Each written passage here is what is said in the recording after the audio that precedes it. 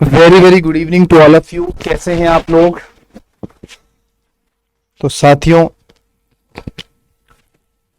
मैं अजय बेनीवाल आज आप सभी का स्वागत करता हूं और उम्मीद करता हूं आप सभी लोग ठीक है, बढ़िया है, मस्त है। चलिए भाई, एनडीए की तैयारी के लिए सभी लोग तैयार हैं? आप सभी लोग, मजा आ गया है? कुछ दिन मैं थोड़ा सा बिजी था जिसकी वजह से क्लासेस जो है वो रेगुलर नहीं हो पाई थी, बट अब बिल्कुल एकदम रेगुलर होगी। ठीक है, चलिए तो भाइयों, आज की क्लास में हमारा जो टॉपिक है उस टॉपिक का नाम है स्टैटिस्टिक्स, जो कि एक बहुत ही वेटेज वाला टॉपिक है। काफी सारे क्वेश्चंस, काफी सारे मार्क्स का ये वेटेज लेकर चलता है। स्टैटिस्टिक्स का मतलब होता है सांख्यिकी। सांख्यिकी का मतलब होता है कि ये आंकड़ों पर ज्यादातर ही नहीं 100% आंकड़ों पर निर्भर ही रहता है। इसे डाटा इकट्ठा करना होता है, उस डाटा को एनालाइज करना होता है, उस डाटा को एनालाइज कर कर अपनी डिफरेंट डिफरेंट थ्योरीज से रिजल्ट देना होता है।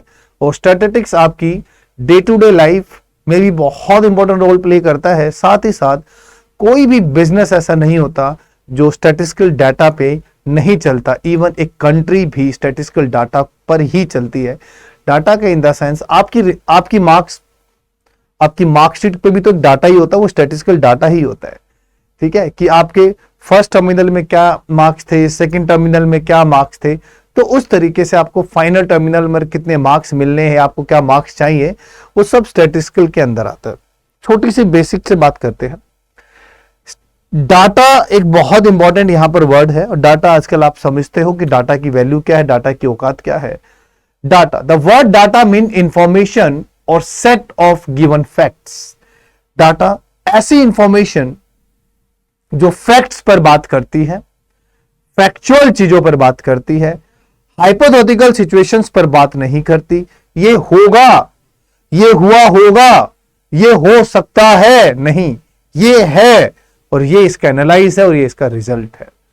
Statistics, it is the science that deal with the collection, presentation, analyse, interpretation of the numerical data. बात आ गई साइंस। देखो, जहां भी ये वर्ड आ जाता है ना साइंस, वो याद रखना, वो कहते हैं ना हिंदी में प्रत्यक्ष को प्रमाण की आवश्यकता नहीं होती। तो साइंस का मतलब ही ये है प्रूफ। साइंस का मतलब ही ये है कि प्रूफ। अगर किसी फॉर्मूले का, किसी चीज का प्रूफ है तो साइंस लेकर चलेगी, नहीं तो उसे लेकर नहीं चलेगी। Statistics is the branch of mathematics and mathematics is the branch of physics. We can said, हम कह सकते हैं आराम से, ठीक है ना, क्योंकि पूरा कंप्लीट वहीं से चीजें निकल कर आती है। प्राइमरी डाटा, अब डाटा दो तरीके से कलेक्ट करते हैं। एक प्राइमरी डाटा होता है, एक सेकेंडरी डाटा होता है। प्राइमरी डाटा वो होता है जब कोई बंदा आपसे पर्सनली आकर आपसे बात करे और आपके दिल का हाल पूछे। गर्लफ्रेंड, बॉयफ्रेंड, फ्रेंड, दोस्त नहीं, आपसे बात करे, फैक्चुअल बात करे, आपसे डाटा पे बात करे। हाँ भाई, मैं आपके पास खड़ा हूं, बताओ बेटा आपके लाइफ में मार्क्स को लेकर क्या उथल पुथल चल रही है। वो होता है एक्चुअल प्राइमरी डाटा, जो आप मुझे अपनी बात बताओगे। अब मैं उस बात को एक मैगजीन के थ्रू दुनिया को बताऊंगा। अब दुनिया को जो वो बात पता चलती है तो मैगजीन, न्यूज़पेपर या न्यूज के थ्रू पता चलती है, तो उनके पास जो इंफॉर्मेशन गई वो सेकेंडरी डाटा से गई। मेरे पास जो इंफॉर्मेशन आई वो प्राइमरी डाटा है, क्योंकि मैंने डायरेक्ट इंफॉर्मेशन आपसे ली है। Primary data, the data collected by the investigator himself is known as primary data. The best source of collecting primary data is through question. मतलब मैं आपसे क्वेश्चन करूंगा, मैं आपसे पूछूंगा, और भाई बता क्या हाल है, क्या चल रहा है, वो चीजें नहीं। मैं पूछूंगा, हाँ भाई तेरी सैलरी लास्ट कितनी थी, लास्ट इनकम कितनी थी, तेरी सेविंग कितनी थी, तेरा एक्सपेंडिचर कितना था। मैं आपसे डाटा पूछूंगा। मैं खुशियों का डाटा नहीं पूछूंगा कि आप भाई कितने रुपए में आपने खुशियां खरीदी, कितने रुपए में आपने दुख खरीदा, कितने किलो आपके आंसू बहे, कितने किलो आपका दिल रोया। ये फालतू बातें नहीं होती यहां पर। नेक्स्ट, सेकेंडरी डाटा क्या होता है? The data collected by a person other than investigator is known as the secondary data. The data collected from magazine, newspaper etcetera it's secondary data.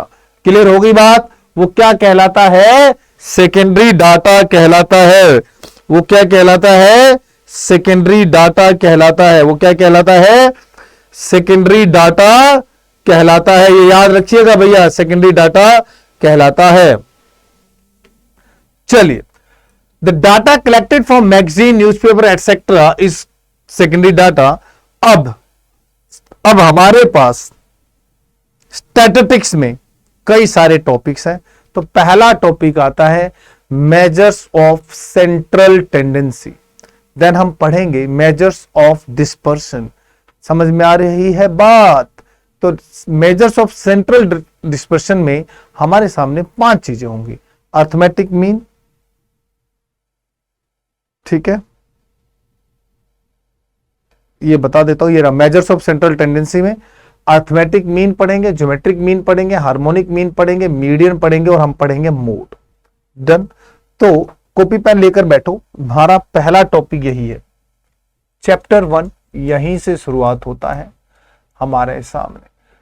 The following are the 5 measures of central tendency. याद रखना, theoretical question आ जाता है कि which one of the following is not the measure of central tendency, या which one of the following is measure of central tendency पे सवाल उठ जाता है। तो मेजर्स ऑफ सेंट्रल टेंडेंसी में 5 चीजें ही होती हैं। एक अर्थमेटिक मीन, दूसरा ज्योमेट्रिक मीन, चाहे दे दो, ठीक है, तीसरा हार्मोनिक मीन, चौथा मीडियन, पांचवा होता है मोड। आवाज क्लियर आ रही है ना?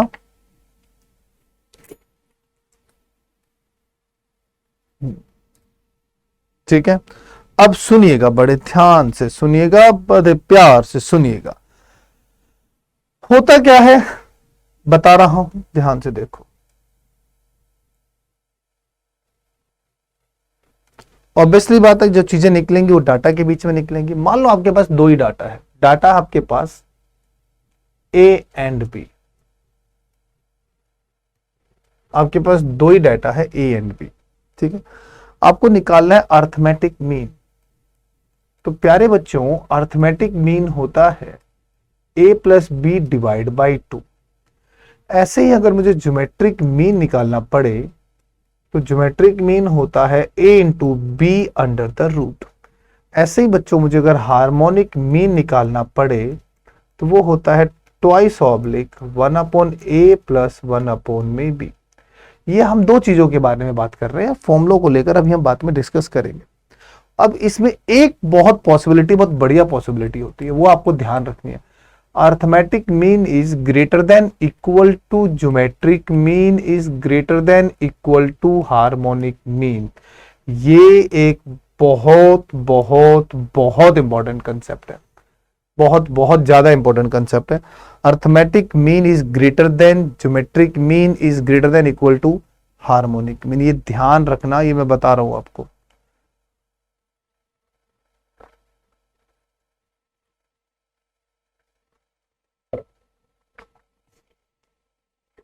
ये मैं आपको बता देता हूं, टू बी फ्रैंक, ध्यान से सुन लो, ठीक है। धीरे धीरे सारी चीजें पढ़ेंगे, आराम से चीजें सीखेंगे, कोई जल्दबाजी में नहीं करेंगे। आइए जी, which one of the following is source of data for primary investigation. Question पूछ लेता है कई बारी ऑब्जेक्टिव, तो वही क्वेश्चन कर लो, आपको बात समझ में आ जाएगी। चलिए, अब हम आज शुरुआत करते हैं इसके पहले पार्ट की, और बड़े ध्यान से और बड़े तरीके से आप इसको समझना।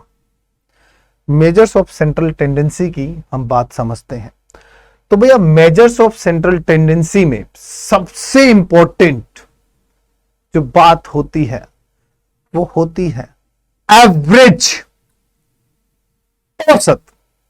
क्या होता है एवरेज, क्या होता है औसत? आइए बात करते हैं। सर, बहुत सारे बच्चों से अगर पूछा जाए कि एवरेज क्या होता है, तो उन बच्चों का जवाब होगा कि सर, जो डाटा दिया है उसको जोड़ दीजिए और जितना डाटा दिया हुआ है काउंट करके भाग दे दीजिए। अच्छा जी, तो बच्चा कहता ठीक है जी। मैं कहा अच्छा, तो वो कहता है क्या कि sum of all observation divide by number of terms. जी बिल्कुल ठीक है।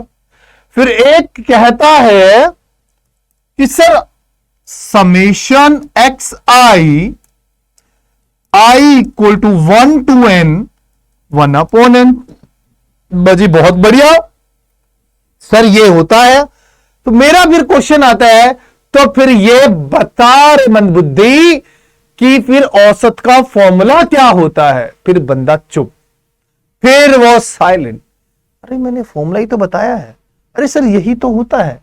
मैं कहा नहीं, अब समझ औसत का मतलब क्या होता है। औसत का मतलब होता है इक्वल क्वांटिटी। नंबर्स को औसत निकलेगा किसमें, समान में निकलेगा। अब ये थोड़ी ना है कि चावल और दाल का मैं औसत, नहीं यार, लॉजिक मिक्स करके खिचड़ी थोड़ी ना औसत बनानी है मुझे। औसत का क्या रहता है ना, एक तरीके की चीजें होती है, एक तरीके की होती है, एक सेम सेगमेंट वाली चीजें हो जाती है औसतन। ठीक है, ध्यान से सुनना। क्या होता है, एक सबसे प्यारा एग्जांपल जो औसत का आता है वो आता है आपके मार्क्स। अब मैं गया क्लास के अंदर, मैंने पूछा हाँ भाई मिस्टर बिन आपके मार्क्स कितने हैं। मिस्टर बिन खड़े होते हैं 96 in physics, 97 in mathematics, 48 in biology, fail in English and fail in chemistry। ऐसे तो नहीं बोलता ना कोई। क्या कहता है सर 78%, नेक्स्ट 98%, सर 73%, 60%, 40%, कुछ भी कहो। बच्चा हमेशा बात करता है परसेंटेज की। तो वो क्या कहती है, आपके एवरेज मार्क्स कितने हैं, समझ में आई। तो वो क्या करता है, आपके जितने भी डिफरेंट डिफरेंट मार्क्स है उन सबको एक एवरेज में कैलकुलेट करके एक सिंगल क्वांटिटी आपके हाथ में पकड़ा देता है। जा अब जो बोलना उसको ये बोला कर। क्लियर हो गई बात। तो सर एवरेज का मतलब तो होता है इक्वल, ठीक है। और फॉर्मूला होता है sum of all observation number of terms, जिसको हम ऐसे रिप्रेजेंट करते हैं। आइए एक चीज और बताते हैं, बड़ी खूबसूरत बातें आपको आज बताएंगे और आपको मजा ही आने वाला है। ज्यादा टेंशन हम आपसे नहीं लेंगे। तो दोस्त मान लीजिए आपको डाटा दिया हुआ है, मान लीजिए आपको डाटा दिया हुआ है और डाटा में है x1, x2, x3, x4 as shown xn। इसको बोलते हैं डाटा। प्यारे बच्चों, अगर मैं डाटा को जोड़ने की बात करूं, सम डाटा को जोड़ने की बात करूं, तो सर इसको ऐसे ही तो जोड़ते हैं हम। डाटा को जोड़ दिया और याद रखना किसी सीरीज को जोड़ने के लिए एक सिंबल है, वो है समेशन। समेशन का मतलब होता है कि एक पूरे डाटा को आप ऐसे रिप्रेजेंट कर दो कि एक्स आई, और यहां आई की वैल्यू 1 से लेकर n तक है, और यहां आई की वैल्यू 1 से लेकर कहां तक है दोस्तों, n तक है। मतलब इसको रिप्रेजेंट करने का ये एक तरीका है। अब हमने बात किया कि भाई मेरे नंबर ऑफ टर्म्स, तो नंबर ऑफ टर्म्स n है। अब मुझे निकालना है एवरेज, जिसको मैं कहता हूं औसत। वो क्या था कि sir sum of the observation, तो सम ऑफ द ऑब्जर्वेशन हो गई अब divide by total number of terms, जो कि रिप्रेजेंट होती है ऐसे 1 अपॉन में n, i equal to 1, n और xi। बेटा ऐसे भी रिप्रेजेंट होता है, ये आपको ध्यान रखना है, ठीक है। ये आपको ध्यान रखना है, इसको बात को आप ध्यान रखिएगा। चलिए बात करते हैं आगे की ओर। चलिए भाई बात करते हैं आगे की ओर। बड़े ध्यान से चीजों को समझना, सुनना, परखना, इन चीजों को, ठीक है, परखना। अगर हम यहां की बात करते हैं और हम एवरेज की बात करते हैं, फॉर्मूला भी देख लिया, चीजों को समझने की भी कोशिश कर ली, आगे बढ़ते हैं, ठीक है, आराम से। मैं अगर कहूं एक डाटा लिखता हूं, एक क्वेश्चन लिखता हूं, मैंने कहा कि भाई find the average of the follow, निम्नलिखित का औसत ज्ञात कीजिए। कुछ सीरीज के एग्जाम्पल दे रहा हूं, कुछ सीरीज के एग्जाम्पल्स दे रहा हूं, उनको ध्यान से समझिएगा।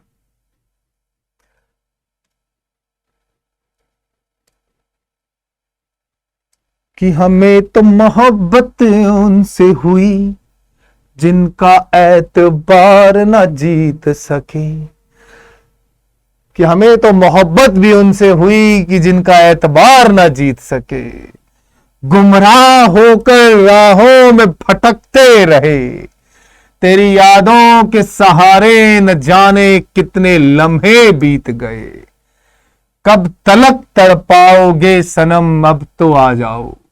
Find the average of the following. 1 2 3 4 और ये है 10, इतना लिखता हूं।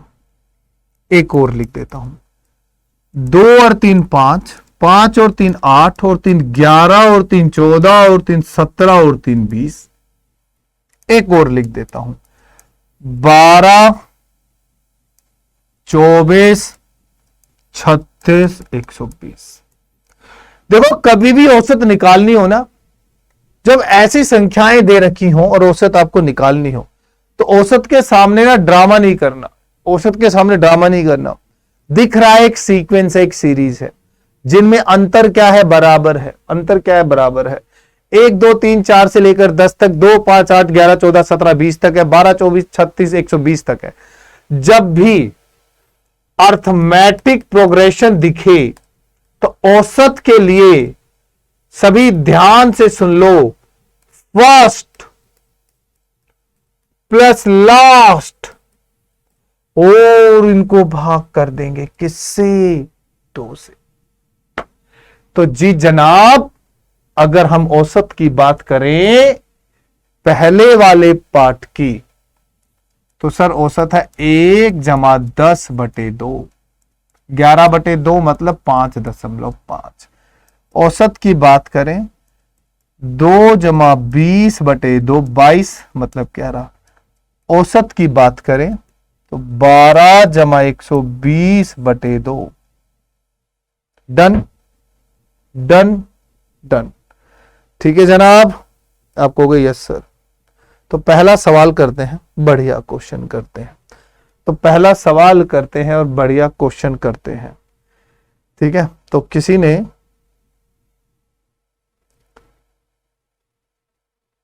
बड़ी प्यारी सी लाइन थी, मैंने पढ़ी कहीं कि पत्थर की चमक है ना नगीने की चमक है, चेहरे पे सीना तान के जीने की चमक है, पुरखों से विरासत में हमें कुछ न मिला था, कि पुरखों से विरासत में हमें कुछ न मिला था, जो दिख रही है खून पसीने की चमक है, कि जो दिख रही है खून पसीने की चमक है। अब मैं इसको बोल के सिखाता हूं, अब बड़े ध्यान से सुनना, जो मैं जोड़ता हूं इसे, कि पत्थर की चमक है ना नगीने की चमक है, चेहरे पे सीना तान के जवानों की चमक है, पुरखों से विरासत में हमें मिला है मुल्क हमारा, कि पुरखों से विरासत में मिला है ये मुल्क हमारा, न जाने कितनी नदियां बहाई है लहू की, कैसे कह दे कि ये खून पसीने से मिली है आजादी, कि चरखे ऐसे कह दे कि चरखे से मिली है आजादी, कि कैसे कह दे कि चरखे से मिली है आजादी, मेरे पुरखों ने बहाया है लहू अपना, तब जाकर सींची है ये जमी हमारी। Find the average of first 10 prime number. ये बड़ा अच्छा क्वेश्चन है, पेपर में आता है, कई बार आया है।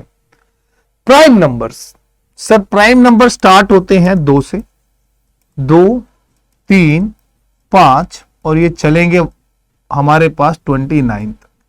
ये 10 प्राइम नंबर है। सर आप इनको जोड़ेंगे जब 2 और 3 5 और 5 10, ऐसे जोड़ते जोड़ते जब जाएंगे ना, तो 10 अभाज्य संख्याओं का जोड़ होता है 129, कि 10 अभाज्य संख्याओं का जोड़ होता है 129, और जब मैं इसका औसत निकालता हूं तो मैं 10 से भाग कर देता हूं, तो औसतन इसका आ जाता है 12.9। अगला पढ़ते हैं, बढ़िया क्वेश्चन है, बढ़िया सवाल है, बढ़िया सवाल है, बढ़िया।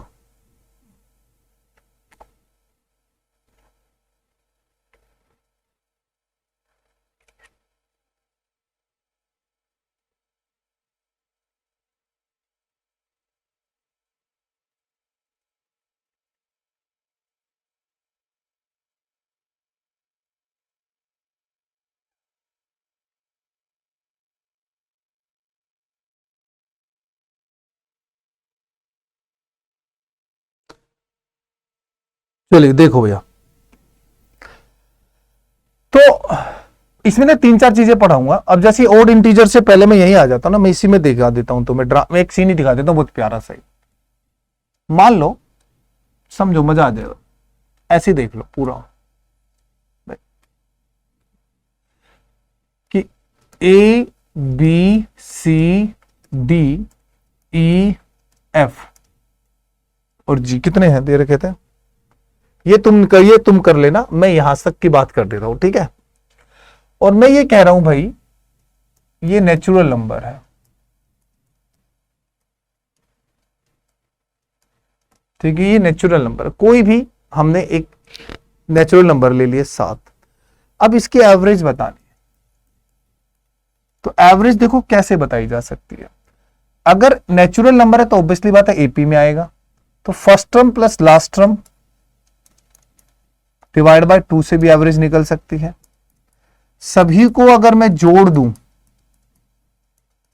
सभी को अगर मैं जोड़ दूं और टोटल नंबर ऑफ टर्म्स से अगर मैं डिवाइड करा दूं तो भी एवरेज निकल जाएगी। दूसरी बात, एवरेज है तो जो बीच की संख्या है ना वो भी एवरेज होती है, तो डी भी एवरेज है। तीसरी बात, जो मैक्सिमम क्वेश्चन पूछा जाता है कि अगर ये नेचुरल है तो ए से डी कितनी आगे है, ठीक है। तो अब ऐसे समझ नहीं आता, एक एग्जांपल लेके बैठता हूं। मान लो मैंने ले लिया 1 2 3 4 5 6 और ये ले लिया 7, तो एवरेज 4 बैठा हुआ है ना, हाँ सर। तो फर्स्ट से ये कितना आगे है 3, और लास्ट से ये कितना आगे पीछे है 3। तो मैं एवरेज इसको ऐसे भी लिख सकता हूं कि सर ये a प्लस में 3 है, या मैं इसको g माइनस में 3 कर सकता हूं, बिल्कुल कर सकता हूं।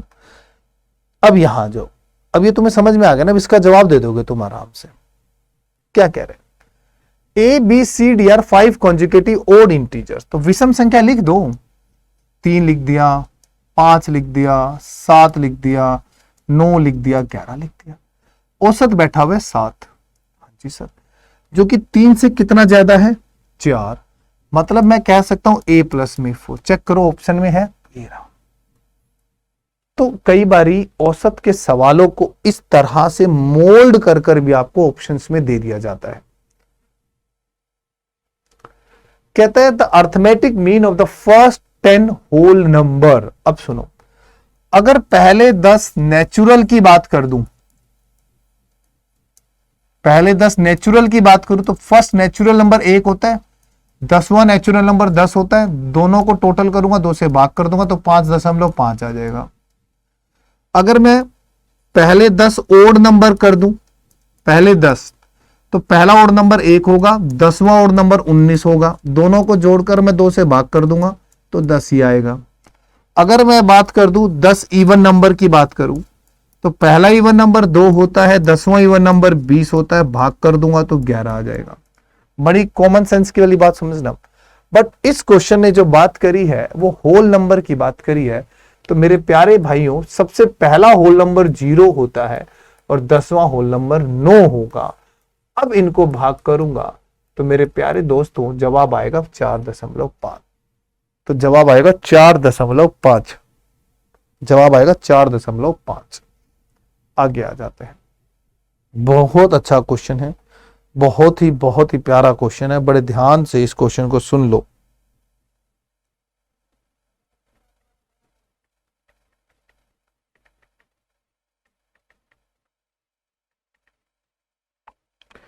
ठीक है, a B C D E f g are consecutive even numbers.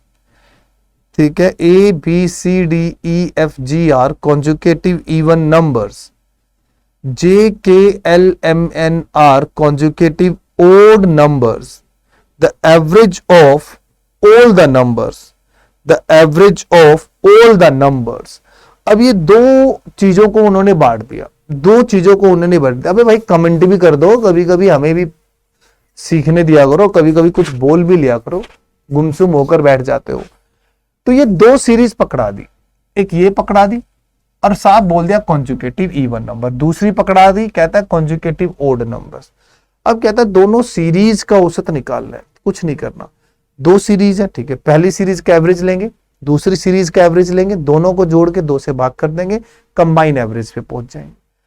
तो जब ये इवन नंबर है तो यहां से बीच वाली संख्या डी उठा ली, वहां से बीच वाली संख्या एल उठा ली, दोनों को जोड़ा, 2 से भाग कर दिया, एवरेज मिल गई। L plus D divide by 2, L plus D divide by, ठीक है, डन। कुछ करना ही नहीं था, दो डिफरेंट सीरीज थी। और कॉन्जुकेटिव का मैंने तुम्हें बता ही दिया कि औसत कहां बैठी होती है, बीच में बैठी होती है। औसत कहां बैठी होती है, बीच में बैठी होती है। Arithmetic mean of the following numbers, ये एक बहुत ही बेहतरीन है। आ जाओ, मैं एक तरीका सिखाऊंगा, उसको अप्लाई करना, मतलब ऐसी चीजें का, ऐसी सीरीज का औसत कैसे निकाला जाएगा जो इस तरीके की सीरीज हो। मान लो पहला ही ले लेता हूं मैं एक, भाई मैंने लिखा हुआ है पहला आपके लिए कि सीरीज है 1, 2, 2, 3, 3, भाई दूसरा है 1, 2, 2, 3, 3, 4, 4, और मैंने एक और लिख दिया 5 और ये 5। अब ऐसे ही मैंने एक और लिख दिया कि 1, 2, 3, 4, और मान लो यहां पर 9 को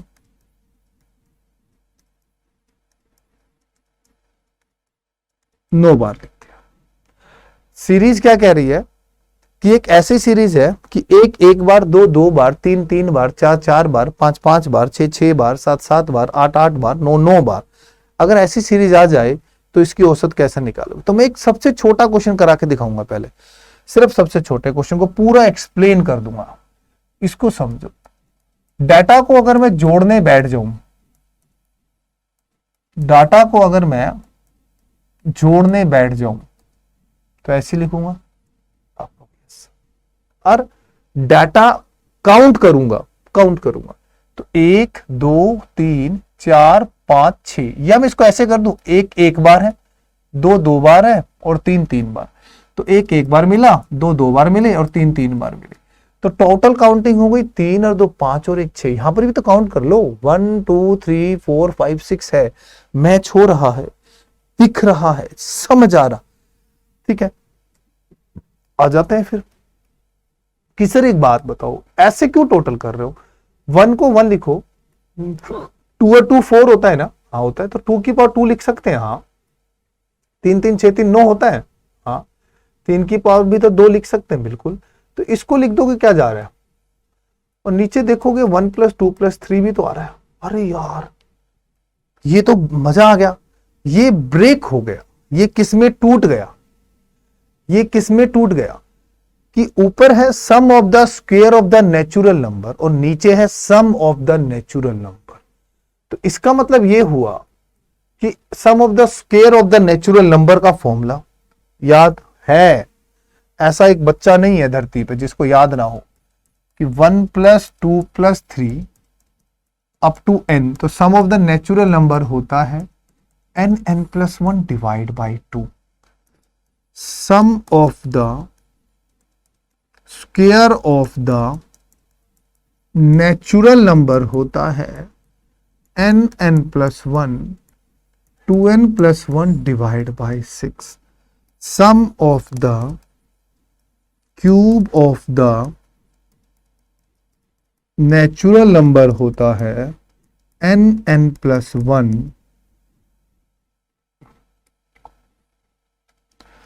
डिवाइड बाई 2 होल स्क्वायर होता है। दिस इज द, ठीक है, आ जाओ अब। तो sum of the square of the natural number उठाएंगे तो आप कैसे उठाओगे? 3, यस, n+1 4, 7, 3, 4/2। चलता तो है और चलाना भी पड़ेगा, और इसका 6 भी आएगा, इनका 6, ये रहा ना, लिखा है ना हमने 6 ये, ठीक है। आओ अब जो कैलकुलेशन सिखा रहा हूं उसको समझना। 3 से 4 कट गया और 2 तिया 6 कट गया, तो फाइनली मेरे पास 7/3 इज द एवरेज।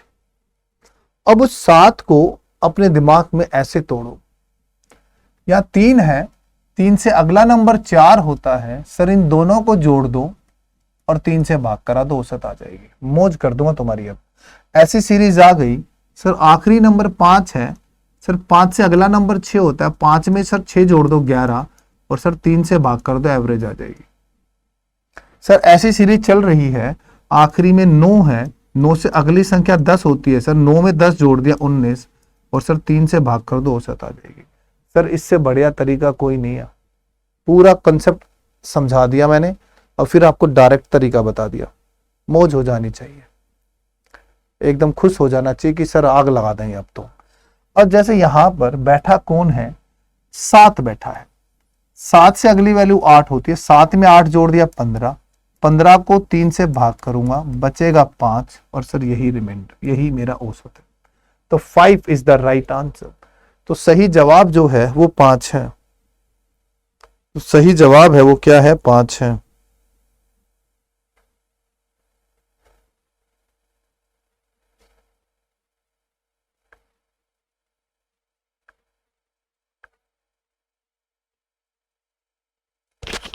भैया 1 मिनट रुकिएगा।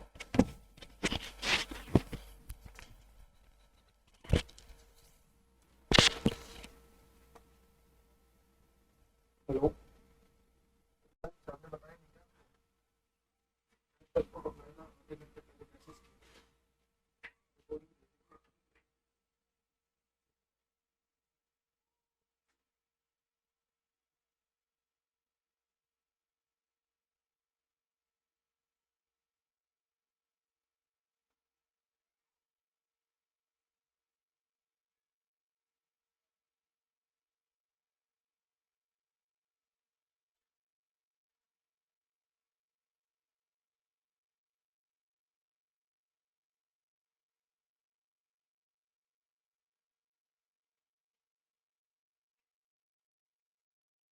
तो भैया मजा आया?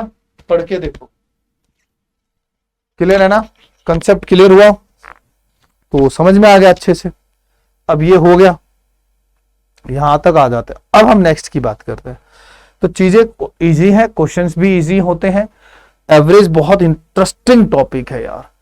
कहता है the mean of A B C is M. Okay, mean का मतलब हुआ कि इन तीनों का जोड़ जो है वो एम दे दिया 3 से भाग करने के बाद, ये है एम। और सर अब मैंने उसको 3 से फिर मल्टीप्लाई कराया, 3m आ गया। ए बी बी सी सी ए 0 दे दिया, हमें इसका मीन निकालना है। मतलब हमें निकालना क्या है? a² + b² + c² divide by 3 निकालना है।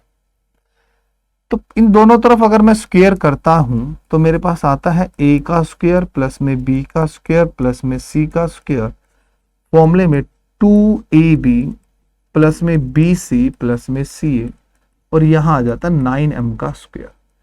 प्यारे भाइयों, इसका मतलब तो 0 है, पूरा 0 हो गया। तो अब आप खुद बताओ, अगर मेरे पास a² प्लस में b² प्लस में c² का टोटल 9m का स्क्वायर आया है और मुझे इसी का एवरेज निकालना है, तो मैं इसको भी 3 से भाग कर दूंगा, इधर भी 3 से भाग कर दूंगा।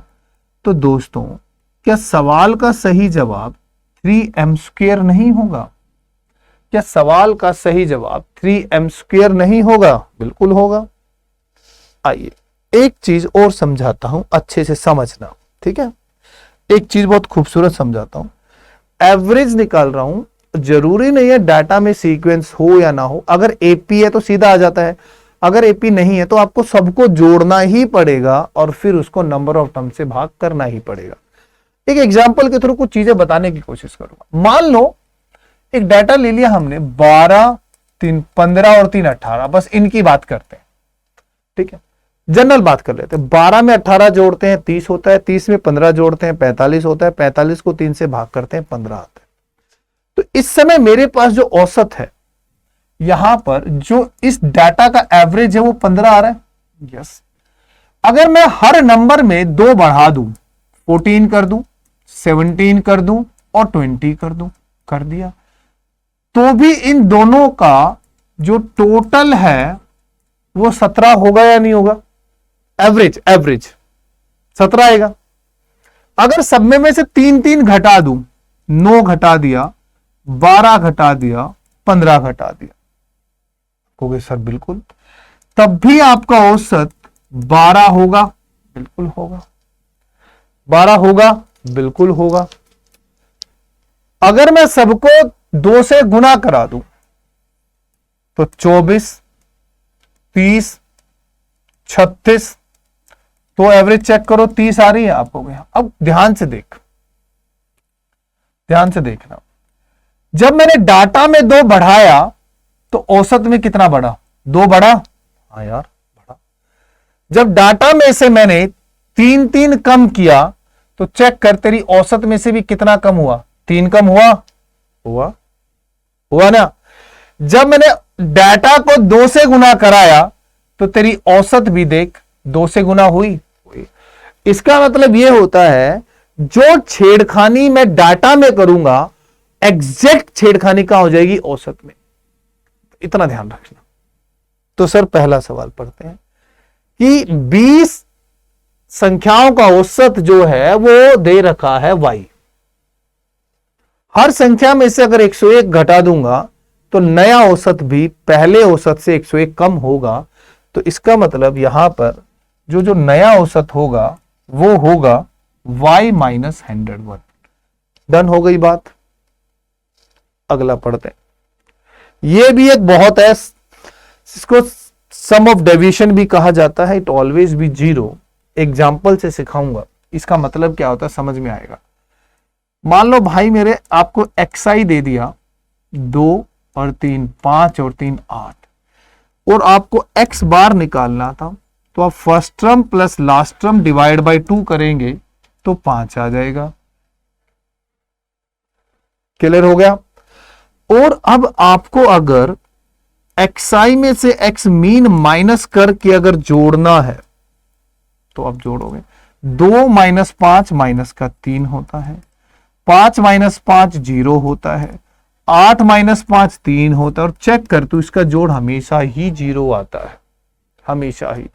तो भैया इसको रिप्रेजेंट ऐसे ही किया जाता है कि n summation i equal to 1, कि xi में से अगर x मीन माइनस करके उस समेशन को ऐड करूंगा तो आंसर आएगा 0। तो आंसर आएगा 0। मैं 2-3 दिन बिजी इसलिए था कि भैया मेरे फादर रिटायर हुए थे 28 को, कल ईद थी, तो अभी वो फाइनली आज हेड ऑफिस से रिटायर होकर आए हैं। आगे दादू, चलो मैं आ रहा हूं नीचे, ठीक है। तो इसलिए मैं बिजी था और फिर पूरे फैमिली में रिलेटिव्स भी आए हुए थे। तो अभी भी सिस्टर तो यहीं भी है, वो जम्मू रहती है एक्चुअली, सबको वहां जाना है, ठीक है। चलिए नेक्स्ट की बात करते हैं। तो आपको समेशन का मतलब समझ में आ गया कि 0 रहेगा डेविएशन का। पढ़ते हैं क्या कह रहा है, बड़े ध्यान से समझो, बड़े ध्यान से समझो कि भाई एक डाटा दे दिया x1 x2 x3 up to xn is x, ठीक है, इसका मीन दे दिया x। फिर उसने डाटा को ना एक वैल्यू से मल्टीप्लाई कराया, और एक वैल्यू जोड़ दी और सभी में सेम किया, तो ए से मल्टीप्लाई कराकर उसने बी उसमें जोड़ दिया, तो डरना थोड़ी ना था। तो पुराने औसत को ए से ही गुना कराओ और उसमें बी ही जोड़ दो, दैट्स इट, बात खत्म। तो हमारा जो नया औसत है वो बी है, ए एक्स प्लस में बी है। हाँ हाँ, तो बाहर जाओ, ठीक है। चलिए बात करते हैं आगे की। The average of the square of the numbers 0 1 2 3 4, ये बड़ा अच्छा क्वेश्चन है, ये बड़ा अच्छा क्वेश्चन है। My father retired from DDA after 41 year and 8 month of service. 41 year and 8 month of service, and he's very happy, very happy. कभी कोई कंप्लेन नहीं, कभी कोई सस्पेंशन नहीं, कभी कोई जवाबदेही नहीं देनी पड़ी उन्हें किसी ऑफिसर के आगे। जो उनका काम था हमेशा उन्होंने ऑनेस्टी के साथ किया। ऐसा कभी भी नहीं हुआ कि हमने अपनी लाइफ में देखा हो कि वो अपसेट हैं, कभी हमने देखा हो कि वो अपनी जॉब से दुखी हैं, ऐसा कभी भी नहीं हुआ ही नहीं। एंटायर लाइफ में मैंने उन्हें नहीं देखा। इट्स सो हैप्पी यार। मतलब मैंने बहुत सारे रिटायरमेंट के फंक्शंस अटेंड किए हैं, बहुत सारे रिलेटिव्स के रिटायरमेंट के फंक्शन अटेंड किए हैं, बट बहुत खुश थे पापा 28 तारीख को जब उन्होंने फंक्शन किया हमने, और इतनी भीड़ थी, मतलब हमें समझ ही नहीं आ रहा था ये इतनी भीड़, मतलब ये रिटायरमेंट का फंक्शन हो रहा है या किसी की शादी हो रही है, ऐसा सीन था भाई। और he was so happy, wear a traditional dress, dhoti kurta Khandwa, और बहुत खुश थे और आई एम सो हैप्पी कि तेरी एक हंसी के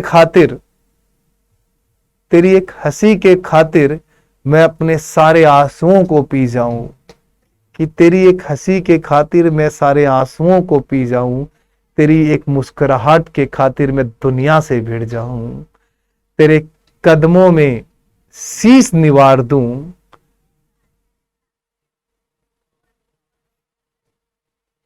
कि तेरी निगाहों में मुझे रब के सिवा कभी कुछ दिखा ही नहीं। कुछ भी हो, अपने माँ बाप से इतना प्यार करो कि उनकी आंखें जब तुम पर पड़े तो उनके चेहरे पे एक अलग सी स्माइल आए। मेरे पूरे फैमिली में, मेरे एंटायर रिलेटिव्स में भी सबसे I am the single person जो उनके साथ हल्का सा मजाक कर सकता है, जो उनको गले लगा सकता है, जो उनके साथ उनके ऊपर पैर रख के हाथ रख के ऐसे लेट सकता है। सिंगल, जो उनके पर्स को उनकी पॉकेट से निकाल कर उसमें से पैसे निकाल सकता है। आज भी टिल डेट और बाकी हमारे पूरे परिवार में मेरी इवन मेरी मदर को भी अलाउड नहीं है मेरे फादर के पर्स में से पैसे निकालना। मैंने आज तक अभी अपनी मदर को भी नहीं देखा कि वो पापा के साथ कोई मजाक कर रही है, नहीं। I am the single one जो उनके साथ मजाक कर सकता है, और है हिम्मत ही नहीं है, किसी में हिम्मत ही नहीं है, मतलब उनकी है ही नहीं, बस की नहीं है। मेरा भाई है छोटा, मैंने आज तक कभी उसको ये नहीं देखा कि वो पापा के साथ बैठ के बात कर रहे हैं ना। पापा वहां बैठे रहेंगे, वो यूं खड़ा रहेगा बस, सारे बाकी सब कजन सब यूं। बॉन्डिंग यार, कि तुझसे प्यारा दोस्त ना कोई था, ना कोई है, ना कोई होगा, कि इतनी मोहब्बत है तुझसे कि सारी वफा बेवफाई खत्म हो जाती है। तू जो सामने है तो खुदा को भी रिस्वा कर दें, तू जो पास है तो जमी आसमां क्या हम सब छोड़ दें।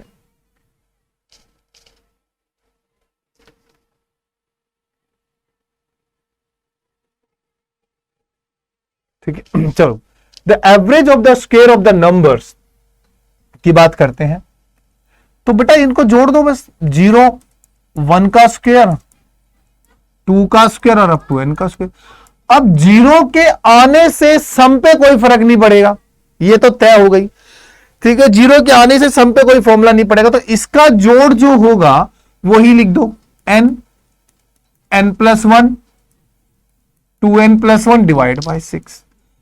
बट जीरो के आने से नंबर ऑफ टर्म्स पे फर्क पड़ेगा, तो जो एवरेज है वो क्या रहेगी, n, n+1, 2n+1 divide by 6, और नंबर ऑफ टर्म्स होती है n+1 से n+1 काट दिया, तो यहां से n आ जाएगा, 2n+1 आ जाएगा, डिवाइड बाय 6 आ जाएगा। तो मेरे सवाल का जो आंसर आया वो ये आ गया। ठीक है, चलिए आगे बात। The average of 4 conjugative even number is 9, find the largest number. कहता है 4 लगातार सम संख्याओं का औसत 9 है। अब यहां से अकल लगाना, अगर औसत 9 है तो जोड़ 18 रहा होगा। कैसे जोड़, मतलब आखिरी और पहली का। मैंने आपको बताया हुआ है ना कि देखो ये एक, ऐसे लिखो तुम आराम से कि ए, बी, सी और डी, अगर इनका औसत 9 है, मतलब इन दोनों का टोटल भी 18 रहेगा और इन दोनों का टोटल भी 18 ही रहेगा। सारी बानी ये है, बस सारी कहानी ये है। तो 10, 12, 14, 16 देखो बात नहीं बन रही, 8, 10, 12 की बात करूं, जो भी बनेंगे हम वो देख लेंगे अभी। अब हम लोग क्या करते हैं, सर ये टोटल 18 होना चाहिए। अगर मैं यहां 6 रखता हूं या 8 रखता हूं, यहां 10 रखता हूं या 12 रखता हूं, मौज हो गई। 18 तो औसत 9 है बीच में, बिल्कुल। तो कह रहा सबसे बड़ी संख्या क्या होगी, तो सबसे बड़ी संख्या 12 है, और सबसे छोटी पूछेगा तो सबसे छोटी संख्या होगी 6। चलिए नेक्स्ट की बात करते हैं। अब भी बड़े ध्यान से सुनना, ये बहुत अच्छा क्वेश्चन है, ये बहुत अच्छा क्वेश्चन है।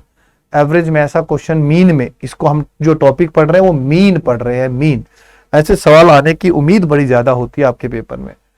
कहता था average of n numbers is a। ठीक है, n नंबर्स का जो एवरेज है वो a है, मान लिया।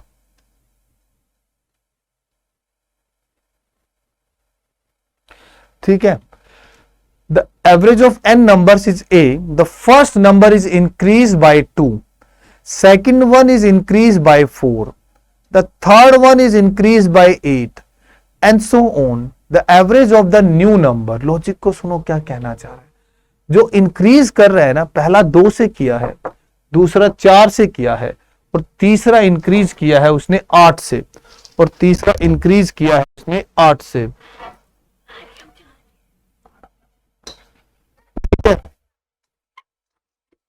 और तीसरा इंक्रीज किया है उसने 8 से। ओके भाई, तो हुआ क्या कि अगर मान ले ये नंबर है एक x1, इसको इंक्रीज किया है उसने 2 से। फिर ये नंबर है x2, जिसको इंक्रीज किया 4, 4 का मतलब होता है 2 की पावर 2। तीसरे को इंक्रीज किया 8, 8 का मतलब होता है 2 की पावर 3। तो ये इसी फॉलो में जब चलता चला गया तो आखिरी नंबर को इसने इंक्रीज किया है 2 की पावर n से। अब इन सबकी एवरेज तो दे रखी है उसने a, लिख दो। न्यू एवरेज, न्यू एवरेज की बात करेंगे अब हम यहां पर, न्यू की। तो this plus this plus this, तो जो एडिशन में है ना उनकी एवरेज निकाल के और जोड़ दो। अब ये ज्योमेट्रिक प्रोग्रेशन है। ज्योमेट्रिक प्रोग्रेशन के जो सम का फॉर्मूला होता है वो a r⁻n-1 divide by r-1 होता है, जीपी।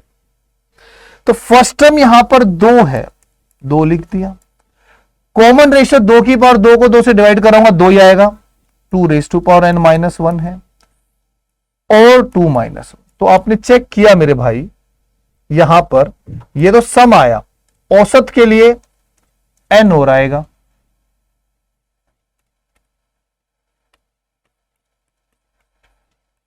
तो जनाब ये बन गया a प्लस में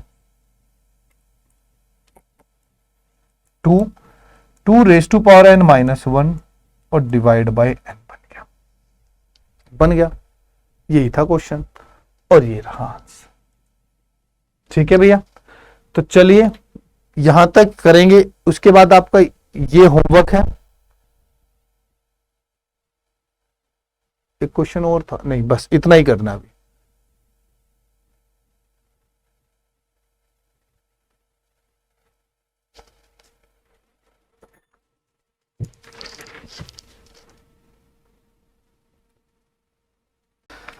चलिए फिर, very good morning, good evening, good afternoon सभी को, और मेरा नमस्कार स्वीकार कीजिएगा।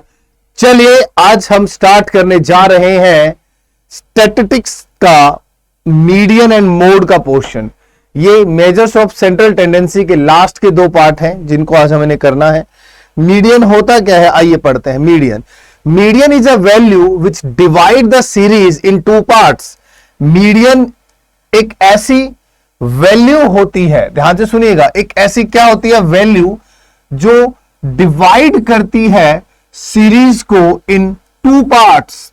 Then number of items less than this value and number of items more than this value are equal. Logic समझ आया? मतलब इससे जो ये वैल्यू है, इससे कम मतलब इधर की, इससे ज्यादा मतलब इधर की, वो नंबर ऑफ टर्म्स हमेशा क्या रहती है, इक्वल रहती है। वैल्यूज चाहे अप डाउन हो, डजंट मैटर। और दूसरी बात, जब भी हम मीडियन निकालते हैं तो सबसे पहली बात, पहला डाटा आता है अनग्रुप डाटा। आप लोग ऑलरेडी इन चीजों के बारे में पढ़ चुके हो कि अनग्रुप डाटा, जब हम अनग्रुप डाटा की बात करते हैं तो this data is first arrange in, या तो इस डाटा को आपको असेंडिंग ऑर्डर में अरेंज करना है, या इस डाटा को आपको सबसे पहले डिसेंडिंग ऑर्डर में अरेंज करना जरूरी है। असेंडिंग मतलब बढ़ते हुए क्रम में, डिसेंडिंग मतलब घटते हुए क्रम में आपको ये अरेंज करना कंपलसरी है। अब 2 बातें आएंगी। अब अगर हमारे पास नंबर ऑफ टर्म्स ओड है तो median n plus divide by n+1 divide by 2 हो जाएगा। अगर हमारे पास नंबर ऑफ टर्म्स इवन है तो n/2 प्लस n/2 प्लस 1 का मीन हो जाएगा। तो कहने का मतलब हुआ, एक एग्जाम्पल के थ्रू मैं बात करता हूं, एक एग्जाम्पल के थ्रू बात करते हैं। चलिए एक एग्जाम्पल के थ्रू बात करते हैं। देखो एक क्वेश्चन है जिसमें एक डाटा दे दिया, कुछ भी लिख देते हैं रैंडमली, 9, 12, 7, 15, 5, 4, 13, ये हमने एक डाटा लिख दिया। अब हमें इसमें मीडियन निकालना है। तो सर सॉल्यूशन करते वक्त सबसे पहले आप इसको असेंडिंग ऑर्डर या डिसेंडिंग ऑर्डर में लिखोगे। प्रेफरेबल रहता है कि हम असेंडिंग में लिख दें। सबसे पहले सबसे छोटा लिख देते हैं भाई। सबसे छोटा है 4, उसके बाद 5, उसके बाद 7, 9, देन 12, देन 13 और देन 15। मिल गया आपको? हाँ जी सर मिल गया।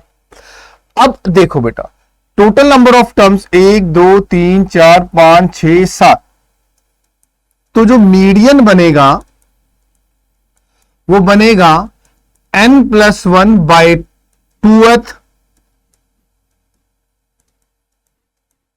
टर्म बनेगा दोस्त। n+1 divide by 2th term बनेगा दोस्त। अब टोटल नंबर ऑफ टर्म्स है 1, 2, 3, 4, 5, 6, 7। 7 में 1 जोड़ दूंगा 8, तो ये बना कौन सा? 4th term. तो मेरा जो मीडियन है वो कौन सा है बेटा? 4th टर्म है। और मेरे पास 4th टर्म जो दिया हुआ है वो क्या दिया हुआ है साथियों? 9 दिया हुआ है। तो मैं कहूंगा मेरा इस क्वेश्चन का जो मीडियन आया वो 9 आया। जो मीडियन आया वो कौन सा आया भाई साहब? 9 आ गया। क्लियर हो गई बात? चलिए अगला देखते हैं। क्वेश्चन नंबर 2 क्या कहता है? फाइंड द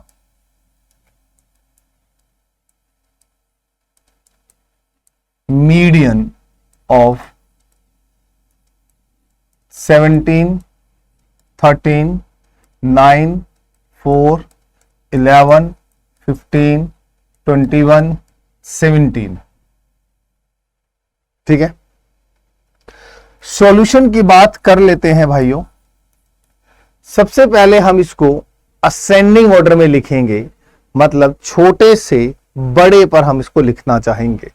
तो सबसे जो छोटी वैल्यू है यहां पर वो है दोस्तों 4, देन हमारे पास 9, देन हमारे पास 11, देन हमारे पास 13, देन हमारे पास 15, देन हमारे पास 17, इसको कुछ और लिख देते हैं,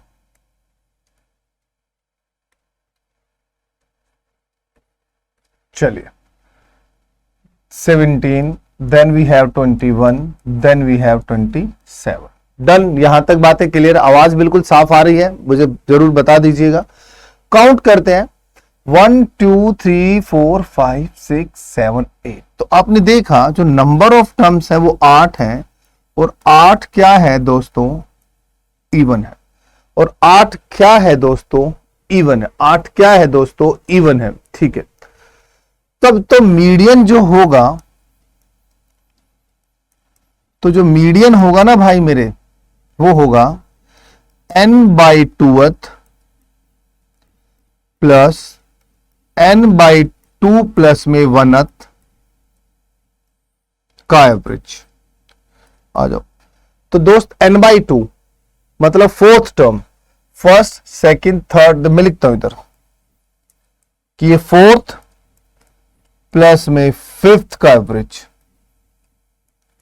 तो फोर्थ कौन सी है, 1 2 3 4, वो 13 है। फिफ्थ कौन सी है, वो 15 है, और divide by 2। 13 plus 15 28, divide by 2 means 14। तो 14 is the median of this particular data. Now you can also check the position of 14 is where? It's almost between 13 and 15. So check all the values which is greater than 14 number of terms, and the number of terms which is less than 14 is always same. वही वाली situation हो गई है, same.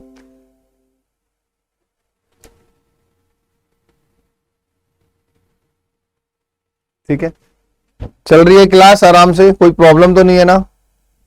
चलिए, अब यहां आता है, जब हमें बात करते हैं, इसके बाद की भी एक कंडीशन होती है, इसके बाद भी होता है, वो भी बताऊंगा कि ये अनग्रुप डाटा की बात होगी।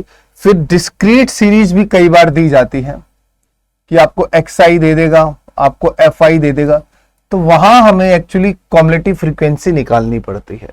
कॉम्युलेटिव फ्रीक्वेंसी क्या होती है, क्वेश्चंस के माध्यम से आपको अच्छे से एक्सप्लेन कर दूंगा।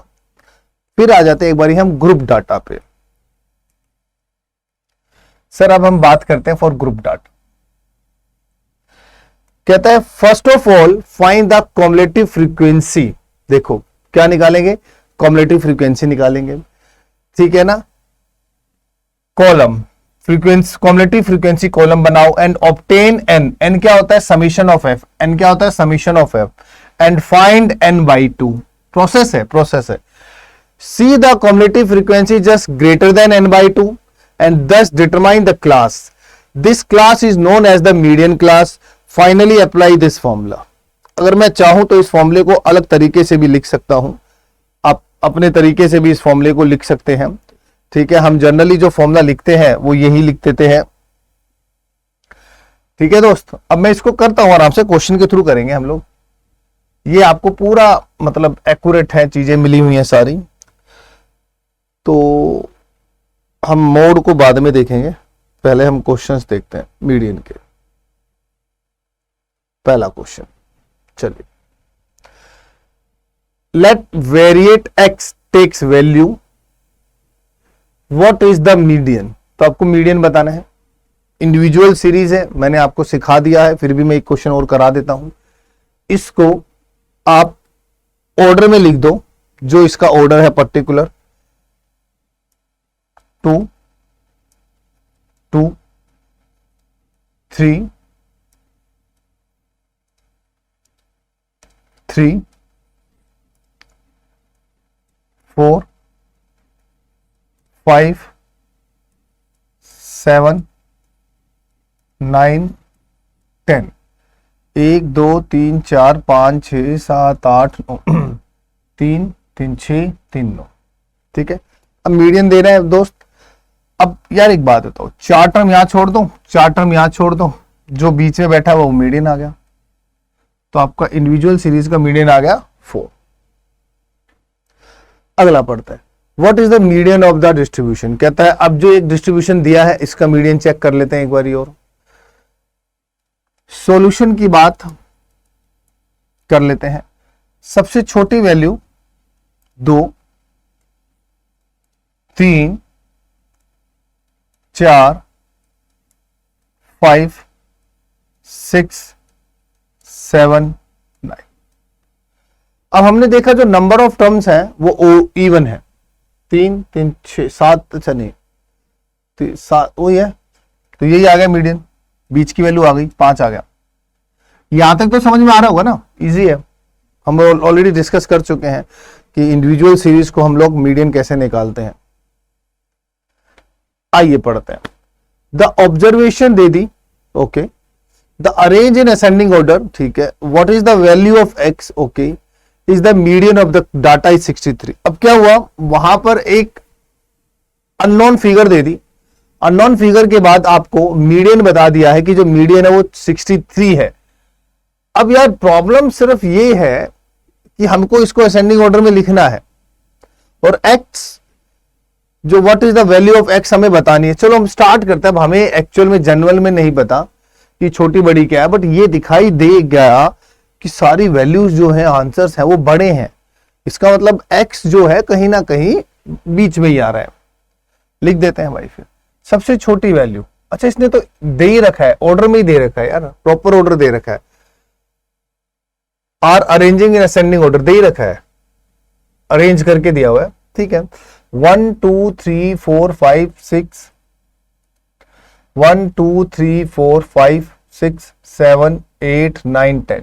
हमारे पास टोटल 10 वैल्यू, 4 इधर छोड़ दो, 4 इधर छोड़ दो। अब क्या करो, 4 इधर छोड़ दो, 4 वैल्यू इधर छोड़ दो, तो इनके बीच में है मीडियन हमारा। तो x plus 2 divide by 2 which equal to median. Simple यार, x में x जोड़ दिया तो 2x, प्लस में 2 लिया है 6 126, तो भैया यहां पर आ गया आपका 124। तो x की वैल्यू आ गई आपके पास 62। तो x की वैल्यू आपके पास आ गई जी जनाब 62। बोलो बेटा यहां तक क्लियर है या नहीं है, यहां तक क्लियर है या नहीं। x की वैल्यू हमारे पास आ गई है जी 62। चलिए जनाब नेक्स्ट करते हैं। The median of 19 observation is 30, ठीक है। 2 more observations are made and the value of these are 8 and 32. The median of 21 observation। आपको क्वेश्चन को मतलब समझ आया, क्वेश्चन का मतलब समझ आया। जो मीडियन है वो 30 है, ठीक है, 19 आइटम है। देखो ध्यान से अकल लगाना, मैं इसको ना बहुत सिंपल तरीके से एक चीज ऐसे वैसे बताता हूं। मान लो इसको देखो, पहले मान लो मैंने 5 7 और 9 लिखा, नंबर ऑफ आइटम्स ओड है, आपको कहे यस सर ओड है, तो इसका मीडियन जो है वो 7 है, आपको कहे यस सर 7 है। अब अगर इसी डाटा में एक वैल्यू मैं 7 से छोटी लिख दूं, अब वो चाहे मैं 6.5 लिख दूं और चाहे मैं वो वैल्यू 11 लिख दूं, मैंने कहा 2 वैल्यू ऐड कर दी, एक 6.5 और एक 11, तो स्टिल मीडियन तो 7 ही है। मीडियन पे क्या फर्क पड़ा, मीडियन पे तो कोई फर्क नहीं पड़ा। तो वहां पर भी तो वही बात है, 19 ऑब्जर्वेशन का जो मीडियन है वो 30 है, मीडियन 30 है। मतलब ये हुआ कि 30 के लेफ्ट में 30 से बड़ी संख्याएं होंगी, राइट में 30 से छोटी संख्याएं होंगी। और भाई साहब ने ऑब्वियसली बात है, एक संख्या तो दे दी 32 और एक संख्या दे दी 8, तो ये बात तय हो गई है कि एक संख्या कहीं ना कहीं इस 30 के इधर आएगी और एक संख्या इस 30 के इधर आएगी, तो जिससे इसके मीडियन की पोजीशन पर और मीडियन पर कोई फर्क नहीं पड़ना, तो मीडियन इसका क्या कहलाएगा, 30 ही कहलाएगा। तो मीडियन क्या कहलाएगा प्यारे बच्चों, इसका 30 ही कहलाएगा। बात समझ में आ गई आप सभी को? Are you getting my point? Everything is clear. Let's move on the next question. Okay, fine. बाद में करेंगे, अभी ये हो जाएगा, इसकी बात करते हैं। एक क्वेश्चन और निकाल लेता हूं पहले मैं, क्योंकि मीडियन सिखाना बहुत जरूरी है।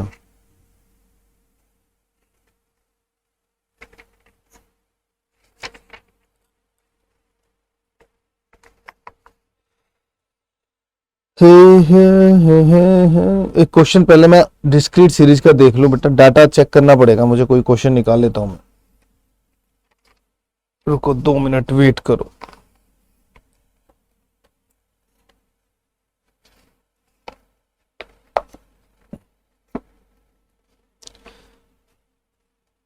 जिंदगी और कुछ भी नहीं, तेरी मेरी कहानी है।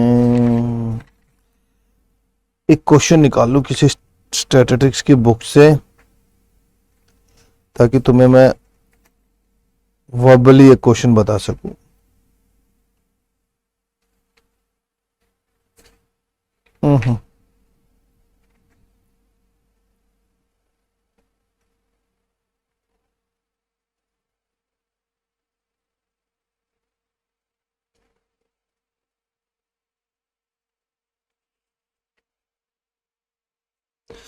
चलिए साहब, एक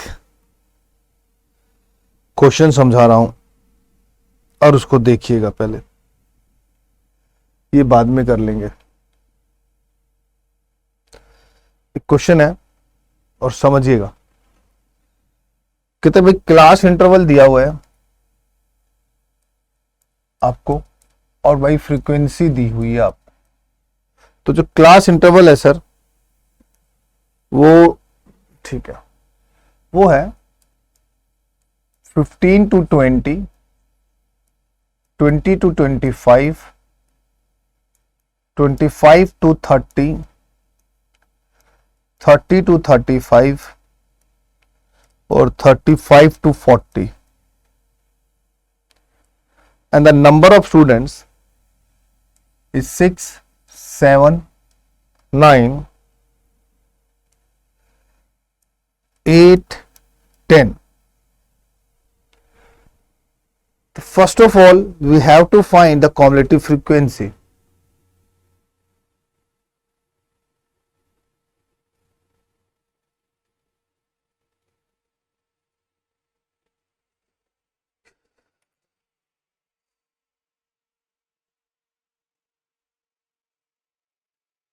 ठीक है, चलिए अब जब मैं कॉम्युलेटिव फ्रीक्वेंसी निकालूंगा तो वो क्या होगी। कॉम्युलेटिव फ्रीक्वेंसी कैसे निकालते हैं सारे बच्चे ध्यान से देखिए। 6 यू का यूं आएगा 6, 6 plus 7 13, 13 plus 9 22, 22 plus 8 30, then 30 plus 10 40। Done, this is the cumulative frequency. Now, first of all, we have to find n by 2.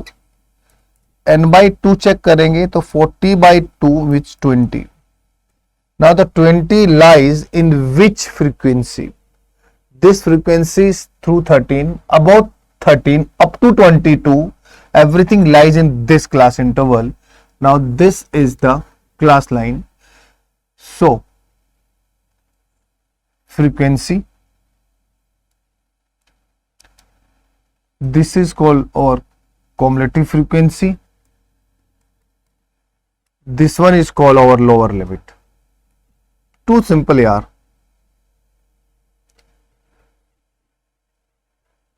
ठीक है,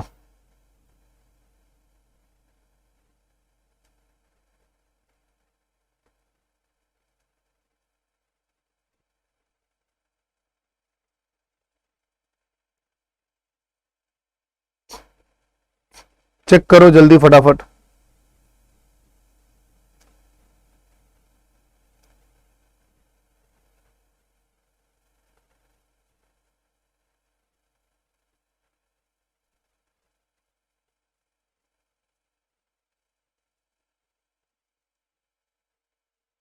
हो गया।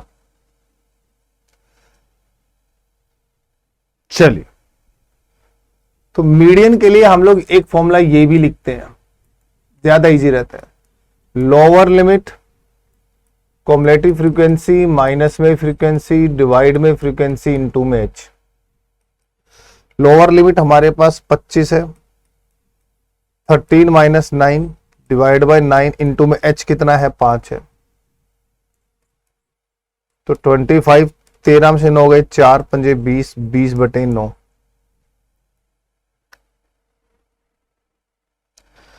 चेक करो कितना आंसर आ रहा है भाई।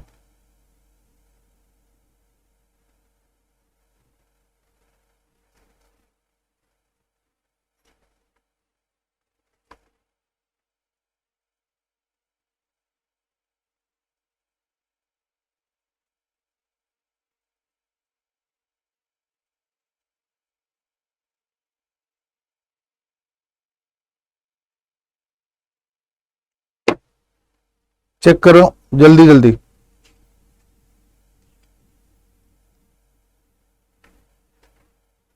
मैं एक क्वेश्चन और निकाल रहा हूं इतने। तो स्टैटिस्टिक्स की बुक नहीं मिल रही मुझे कोई, 1 मिनट रुको यार। सबसे प्यारी बुक होती है वैसे स्टैटिस्टिक्स की सीए वाले बच्चों की, देखता हूं मैं उनमें से, उसमें कुछ क्वेश्चंस मिलेगा तो तुम्हारे लिए। हम्म।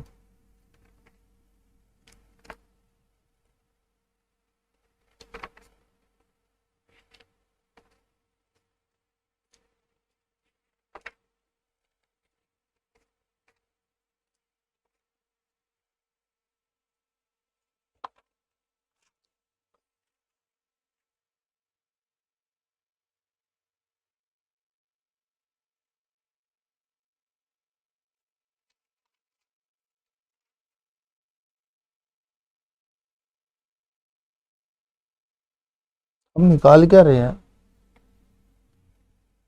मैंने कुछ गड़बड़ करी है मेरे ख्याल से, लग रहा है मुझे।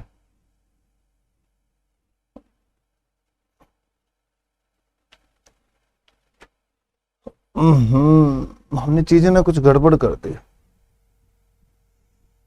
ओहो, रुको, मैंने फॉर्मूला उल्टा लगा दिया। हमारा फॉर्मूला था lower limit n/2 cumulative frequency into में एच होता है बेटा। सॉरी, मेरे माइंड में कुछ और चल रही थी चीजें, गलती से उसका फॉर्मूला लिखवा दिया।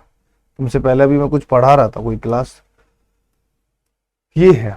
अब इसमें क्या खास बात है, इसमें ना 3-4 चीजें और ऐड कराऊंगा, अभी देखना।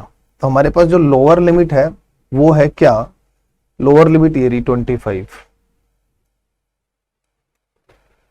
प्लस n/2 20 है। कॉम्युलेटिव फ्रीक्वेंसी हमारे पास 13 है, फ्रीक्वेंसी हमारे पास 9 है, और जो h होता है ना वो इन दोनों का अंतर होता है। 25 और 30 का अंतर कितना है 5 है, ये है भाई मेरे। तो यहां हमारे पास आ गया 25, 7 पंजे 35 बटे में 9। ठीक है भैया, 9 चौक 36, 9 तिये 27। अच्छा देखो, मैं एक और बहुत बहुत प्यारी एक और चीज बता देता हूँ। एक और चीज तुम्हें कैलकुलेशन बताऊंगा, तुम्हें मजा आ जाएगा। अगर कभी भी 9 से भाग कर आना हो ना तो डायरेक्ट आंसर देना सिखाऊं है। अगर मुझे 35/9 से भाग कर आना तो देखो मैं डायरेक्ट आंसर कैसे दे सकते हैं। 25 लिखो। अब देखो सुनो, ये जो 3 है ना इसे यूं का यूं उठा लो और यहाँ डेसिमल लगा दो और 3 में 5 जोड़ दो, 8 8 8 ही रहेगा ये बस। तो ये मैंने तुम्हें एक तरीका बता दिया डिवाइड का, वो भी 9 से। तो 28.88 H shown will be the right answer. ठीक है, तो अब होता क्या है, 2-3 चीजें होती है यहां पर, 2-3 चीजें होती हैं। अब तुम लोग एक बार उन 2-3 चीजों को ना सीख लो। देखो, एक मीडियन होता है, एक होता है मीडियन जो किसी हिस्से को 2 भागों में बांटता है। एक होता है क्वार्टराइल, जो किसी हिस्से को 4 भागों में बांटता है। एक होता है डिसाइल, जो किसी हिस्से को 10 भागों में बांटता है। एक होता है परसेंटाइल जो किसी को 100 भागों में बांटता है, तो उसको भी बड़े आराम से समझ लीजिएगा, ठीक है।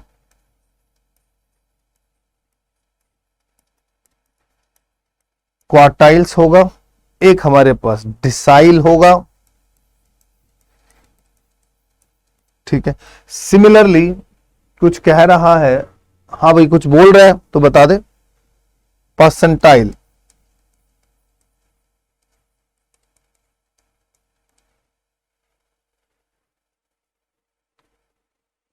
ठीक है।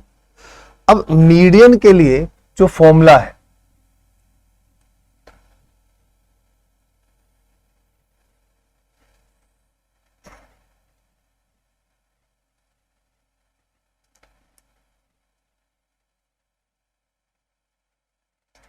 ध्यान से देखना,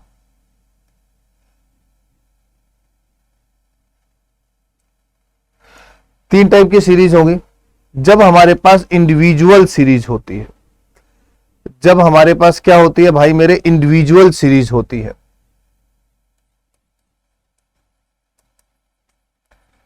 इंडिविजुअल सीरीज होती है, तो हम यहां वही n/2 ले लेते हैं, ठीक है। इसको हम ऐसे भी लिख लेते हैं कि n/2 n+1। देखो जो क्वार्टाइल होगा तो n/4 n+1, ये है सारी गेम। यहां n/10 n+1, यहां n/100 और n+1 होता है। तो median, decile, quartile, decile, percentile, ये इनके मात्रक हैं जिनसे इनको डिनोट किया जाता है। डन। और बेसिकली अगर मैं यहां बात कर दूं, एक काम करता हूं, यहां मैं n ही लिख देता हूं, सबसे बढ़िया है। होता क्या है, जब क्वार्टाइल को 4 बराबर भागों में बांटूंगा ना, तो बचता कैसे सुन लो। कोई एक ये लाइन है, इसको बांट दूंगा 4 बराबर भागों में, तो ये बट गया 1 2 3, ठीक है। तो दिस वन इज क्वार्टाइल 1 होता है, क्लियर हो गई बात। क्वार्टाइल 2 होता है और क्वार्टाइल 3 होता है। बस यही करके बांट देते हैं ये 4 भागों में किसी भी चीज को, 1 2 3 4। तो इन्होंने बांटा ना इसको, इसने बांटा ना इसको, तो ये लोअर क्वार्टाइल, ये अपर क्वार्टाइल और ये मिडल क्वार्टाइल होता है। पहले मेरी बात समझ आ रही है? यहां तक बताओ, पहले एक बारी कमेंट कर दो जल्दी से।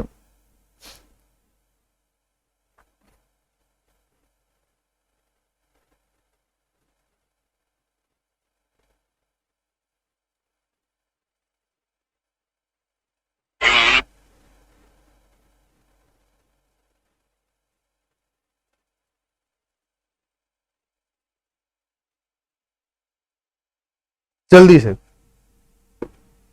क्लियर? चलो अब सुनो, अब सेकंड सीरीज वही डिस्क्रीट वाली, जहां XI और FI दिया होता है, जहां XI और FI दिया होता है, उसमें और इसमें कोई फर्क नहीं है, यही सेम फॉर्मूला चलता है। मेन आता है फॉर्मूला ये कि जब कॉन्टिन्यूस सीरीज होती है, जब कॉन्टिन्यूस सीरीज होती है तो दोस्त मीडियन के लिए फॉर्मूला होता है lower limit n/2 cumulative frequency upon में फ्रीक्वेंसी इनटू में h। अगर क्वार्टाइल के लिए बात करूंगा ना, तो देखो ये L तो आएगा ही आएगा, साथ में ये Rn/4 आता है। अब आपको कह रही है R का मतलब क्या है, तो R का क्या मतलब है, ध्यान से सुनो। अगर Q1 निकालना है तो R के प्लेस पे 1 आएगा, Q2 निकालना है तो R के प्लेस पे 2 आएगा, Q3 निकालना है तो R के प्लेस पे 3 आएगा। फॉर्मूला वही है, कॉम्युलेटिव फ्रीक्वेंसी इनटू में h।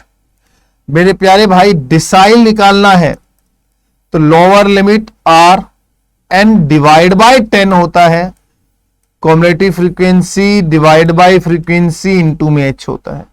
मेरे दोस्त परसेंटाइल निकालना है तो डिवाइड में बस 100 से कर देंगे, बाकी फॉर्मूला सेम होता है। अब चेक करो, ये सारी बातें है तो इक्वल डिस्ट्रीब्यूशन की ही, कि कोई एक बात है जो बांट रही है इक्वली, तो वो वही चीज है।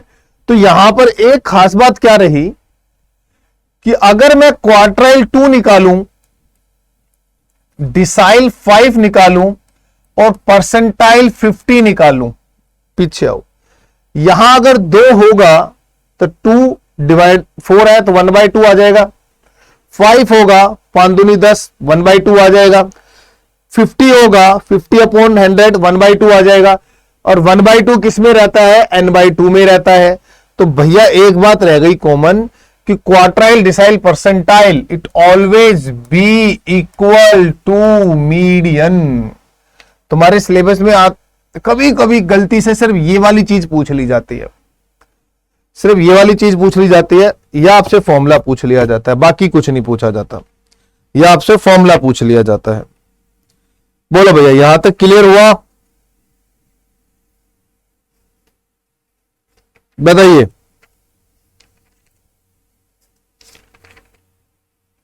यहां तक क्लियर हुआ?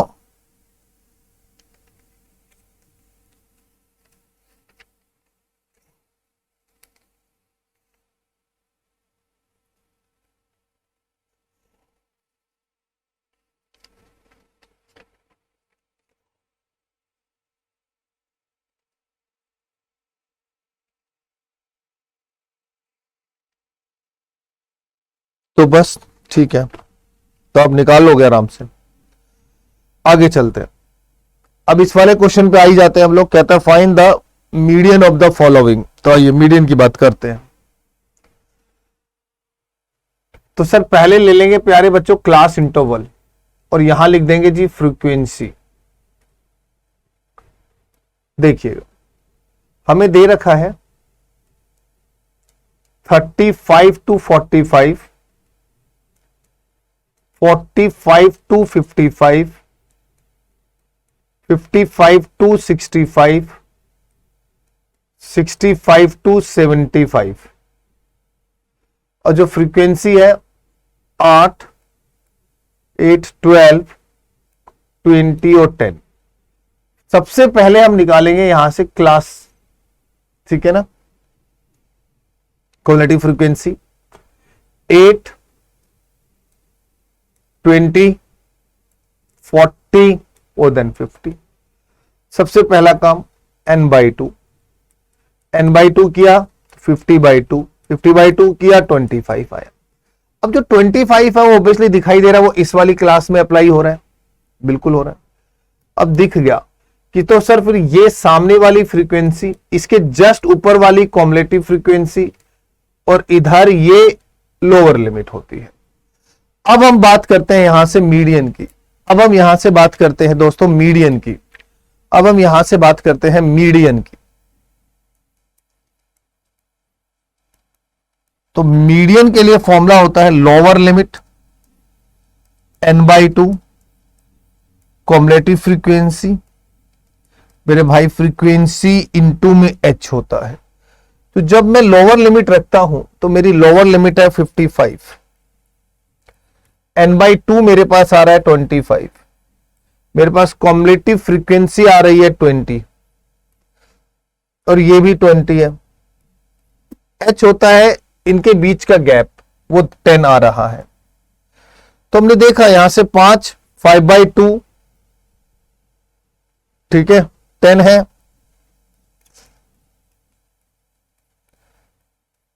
5/20 इंटू में 10, 2.5, तो 57.5 समथिंग करके हमारा मीडियन आ गया।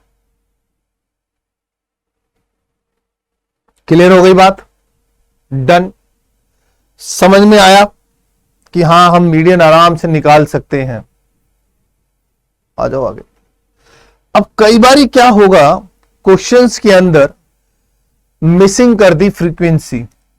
अब इसमें इसने 2 फ्रीक्वेंसी मिस कर दी, एक फ्रीक्वेंसी मिस करेगा तो भी चलता है, 2 फ्रीक्वेंसी मिस कर दी तो 2 इक्वेशंस होंगी, तो 2 इंफॉर्मेशन जरूर देगा। इंफॉर्मेशन दी हुई है, if the sum of the frequency is 100 and the median is what 25, तो कहता है भाई साहब F2 F4 निकालो। आइए साहब करते हैं। दोस्त क्लास इंटरवल दिया हुआ है 50 तक, 0 से 10, 10 से 20, 20 से 30, 30 से 40, 40 से 50।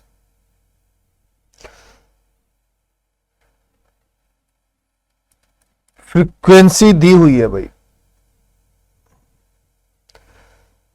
14, 28, 15, 14 F1, 28 F2, 15, ये दी हुई है मेरे प्यारे बच्चों 15। हाँ जी, इसका टोटल दिया हुआ है 100, टोटल कर दो भाई। 8 4 12, 12 5 17 का 7, 1 2 और 1 3, 3 और 1 4 और 1 5, 57 plus F1 plus F2 is equal to 100। तो चेक करते हैं F1 प्लस F2 हमारे पास जो आ गया वो आ गया 43। यहीं से मिल सकता है क्या कुछ 43? हाँ, बहुत तेज है यार, सबके टोटली 43 दे रखे हैं, इसका मतलब पूरा क्वेश्चन ही सॉल्व करना पड़ेगा। सबके टोटली 43 दे रखे, बड़ा स्मार्ट है यार एग्जामिनर, है ना। और मीडियन दे रखा है 25। चलो ठीक है, तो दोस्तों पहले आ जाता है हम कॉम्युलेटिव फ्रीक्वेंसी पर। 14 प्लस में F1, इन दोनों को टोटल किया 42 प्लस में F1, वी गॉट 42 प्लस में F1 प्लस में F2, और यहां आ गया हमारे पास 57 प्लस में F1 प्लस में F2। अब first of all we have to check n/2। जब n/2 चेक करते हैं तो हमारे पास 100 डिवाइड बाई 2 आ रहा है जो कि 50 है। अब यार एक बात बताओ, अब हमें ये कैसे पता चलेगा कि F1 बहुत छोटा हो गया तो यहां 50 ना बनाए? तो उसका सबसे बढ़िया तरीका क्या होता है जज करने का? अब अपनी ऑप्शंस उठा लो, सारी ऑप्शंस जो है F1 मिनिमम F1 15 दिया हुआ है, मिनिमम F1 15 दिया हुआ है। अगर F1 मिनिमम 15 भी होता तो ये वैल्यू 50 से अबव जा रही है, इसका मतलब मेरे पास इंटरवल क्लास मिल गई, मुझे ये बैठी मिल गई हमें। Lower limit frequency, cumulative frequency, formula बनाओ, वैल्यू पुट करो और आंसर दो भैया। तो मीडियन है सर 25, यहां लिखेंगे हम, इक्वल टू लोअर लिमिट है सर 20 प्लस 50 माइनस में 14 माइनस में F1 अपोन में 28 और इनटू में 10। That's it. यहां से निकलेगी F1 की बारी, निकालते यहां लेके जाते हैं 5 आता है, और इजी करूं तो ज्यादा बढ़िया रहेगा तुम्हारे लिए, सबके लिए। ज्यादा इसको उठा के उधर लेके जाऊंगा फिर वो कैंसिल करूंगा तो फिर प्रॉब्लम हो जाएगी। तो यहां से 5 आ रहा है और इन दोनों को माइनस कर देते हैं, 36 F1 28 इंटू में 10। देखो यहां से इसको काट दिया, ये यहां से नीचे कटा, ये वहां गया 14 माइनस में 36 बराबर माइनस का F1, तो F1 यहां से आ गया मेरे पास 22। तो जनाब F1 की वैल्यू 22 आ गई है। F1 की वैल्यू 22 है तो F2 की वैल्यू 21 आ जाएगी, क्वेश्चन खत्म। तो 22 और 21, c will be the right answer. देख लो आप लोग, c will be the right answer. तो आपका जो सही जवाब आया वो आया सी। इजी है ना? देख लो, धीरे धीरे चीजों को पढ़ो, जबरदस्ती नहीं होती है कि एक साथ बहुत सारी चीजें पढ़ना।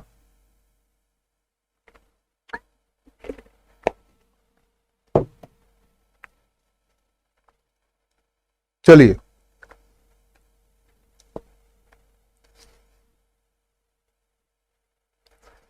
हाँ जी, एक चीज और आती है, एक चीज और आती है, mean deviation about mean. Mean deviation about mean, तो दो चीजें हैं, ध्यान से सुनिएगा। एक तो ये हो गया, मान लो एक डाटा दे दिया आपको 5, 8, ये एक डाटा पकड़ा दिया। मैंने कहा भाई मीन निकालो। आपको पता है कि सर अगर मीन निकालने का तरीका, अगर ये एपी चल रही है तो आप first term plus last term divide by 2 कर दोगे, एपी आ जाएगा। एक होता है सम ऑफ डेविएशन, जो मैंने आपको बताया था पहले ही कि समेशन आई इक्वल टू 1 से लेकर n तक, अगर xi माइनस एक्स मीन का सम निकालना है, xi माइनस एक्स मीन का, xi माइनस एक्स मीन का अगर सम निकालना है तो क्या करेंगे? तो हम लोग क्या करते थे, 5 माइनस 11, 8 माइनस 11, 11 माइनस 11, 14 माइनस 11 और 17 माइनस 11 कर देते थे। और हम लोगों को बड़े अच्छे से पता है कि इसका सम हमेशा 0 होता ही है। ये हम लोगों को ऑलरेडी पता है, हम लोगों को ऑलरेडी पता है कि इसका सम 0 होता ही है। ठीक है, अब क्या कह रहा है वो, मीन डेविएशन अबाउट मीन। तो ये पता है क्या इसका फॉर्मूला क्या होता है? इसका फॉर्मूला होता है 1 अपॉन में n summation xi minus x mean का whole square. This is the formula of mean deviation about mean. हमने फॉर्मूले में लिखा हुआ है कहीं?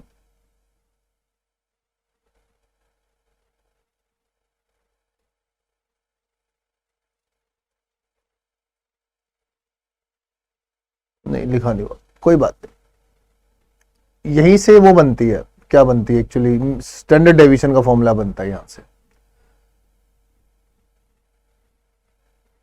तो अब इसमें क्या होता है, जब हम इसको करने की कोशिश करते हैं तो हम ऐसे करते हैं डायरेक्ट, 5 और 11 का अंतर 6, 6 का स्क्वायर हम लिख देंगे सीधा 36, 3, 3 का स्क्वायर 9, 11 में से 11 गए 0 का स्क्वायर 0, 3, 3 का स्क्वायर 9, 6, 6 का स्क्वायर 36 और डिवाइड बाय n है, और नंबर ऑफ टर्म्स कितनी है हमारे पास? 5 है। तो हम नंबर ऑफ टर्म्स यहां लिख देते हैं 5। 36 और 9 45, 45 90, 90 बटे 5 18। तो जो हमारे पास मीन डेविएशन अबाउट मीन आया वो आया 18। This is called mean deviation about mean. अब इसमें अगर फ्रीक्वेंसी आ गई, अब तुम खुद करोगे ये वाला क्वेश्चन, ठीक है? जब फ्रीक्वेंसी आ जाती है ना, तब मीन डेविएशन अबाउट मीन का फॉर्मूला होता है summation f i x i minus x mean का whole square divide by summation f y. Note कर लो भैया एक बारी सारे बच्चे, और इस क्वेश्चन को आपको करके दिखा देना सरकार, आप हमें कर लीजिए नोट एक बारी।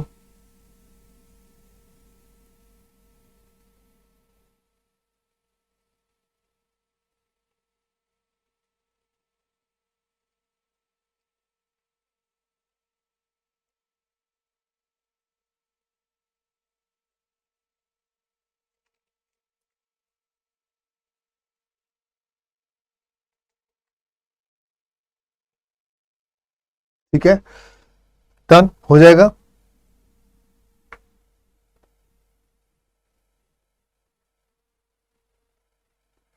दस 11 12 13 14, तो इसका मीन 12 ही मिलेगा। अच्छा सिग्मा एफ एक्स आई दिया ना, तो मीन तो पूरा ही निकलेगा ना, मीन इसका ऐसे ही निकलेगा ना, इसमें मीन ऐसे निकलेगा summation F I summation x I upon में समीशन एफ आई, मीन इसमें पूरा प्रॉपर तरीके से निकलेगा। तो मीन में गड़बड़ मत कर देना बस, इधर वो इंडिविजुअल सीरीज में निकलता है। वैसे आंसर निकाल के दिखा दो, कर सकते हो तो।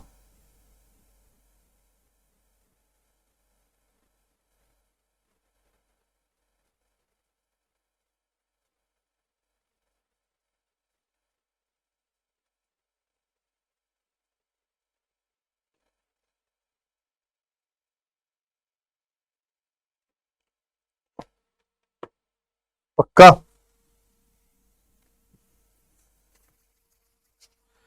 चलिए फिर आइए,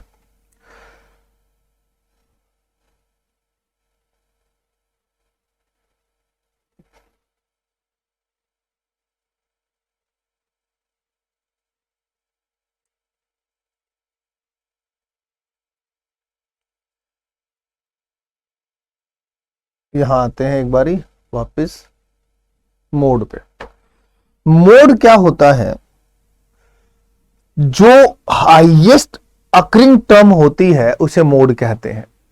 तो मोड के लिए अनग्रुप डाटा की अगर मैं बात करता हूं और मैंने एक क्वेश्चन लिखता हूं इसके लिए, उससे ज्यादा समझ आ जाएगा। मान लो 7 9 5 7 8 7 11 7 13 13 17। Now find the mode. Ungroup data में the most occurring term given the mode, that's it. अब इसमें सबसे ज्यादा बार आपको कौन सी टर्म दिख रही है, 1 2 3 और 4। तो मेरे प्यारे भाई यहां पर जो आपका मोड है ना वो 7 है, दैट्स इट। यहां पर जो आपका मोड है वो 7 है। क्लियर हो गई बात? डन। चलो आगे, अब सुनते रहना। फिर आता है ग्रुप डाटा। दोस्त ग्रुप डाटा का ये फॉर्मूला बड़ा कॉमन है, आपको इसको बहुत आराम से समझना है इस फॉर्मूले को। यहां पर आपको कोई भी टेंशन लेने की जरूरत नहीं है, जरूरी नहीं आप उसको उतना बड़ा लिखो। ये lower upper limit minus lower limit है, वो वही एच के बराबर है, दैट्स इट। ठीक है भाई। और ये मीन फ्रीक्वेंसी में से F1 माइनस हुआ है, मीन फ्रीक्वेंसी में से F1 और F2 माइनस हुआ है। जो मेन फ्रीक्वेंसी होती है वो बीच वाली होती है, उससे ऊपर F1 हो जाएगा, उससे नीचे F2 हो जाएगा। डन। चलते हैं क्वेश्चन करके देखते हैं एक। तो हम एक क्वेश्चन लिखते हैं, 30 तक है, ठीक है। कहता मार्क्स ऑब्टेन, मार्क्स दिए हैं हमारे पास 0 से 5, मेरे भाई 5 से 10, 10 से 15, 15 से 20 और 20 से 25 और 20 से 25, 25 से 30 मार्क्स दिए हुए हैं। ठीक है जी, मार्क्स दे दिए। मार्क्स के साथ नंबर ऑफ स्टूडेंट्स दिए होंगे, या तो नंबर ऑफ स्टूडेंट्स दिए हो वही फ्रीक्वेंसी होती है, वो है 18 20 25 30 16 और 14, 16 एंड 14, 16 एंड 14। अब देखो मोड निकालना और ज्यादा इजी होता है, मोड निकालना और ज्यादा इजी होता है। 0 से 5 में 18 बच्चे हैं, 5 से 10 में 20 बच्चे हैं, 10 से 15 नंबर हो 25 बच्चे हैं, 15 से 20 में 30 बच्चे हैं। सबसे ज्यादा कहां है, 30। बस ये बैठ गई बात। ये फ्रीक्वेंसी है, ये फिर उसके बाद ये F1 है और ये F2 है और ये आपकी लोअर लिमिट है। बस कुछ करना ही नहीं पड़ा। ठीक है, फॉर्मूला मोड के लिए लोअर लिमिट फ्रीक्वेंसी माइनस में F1 twice of F1 F2 into में H, पेस है form. Lower limit 15, frequency 30, F1 25, यहां 2 इंटू में 30, F1 25, F2 16 और ये है 5। बस सॉल्व कर दो।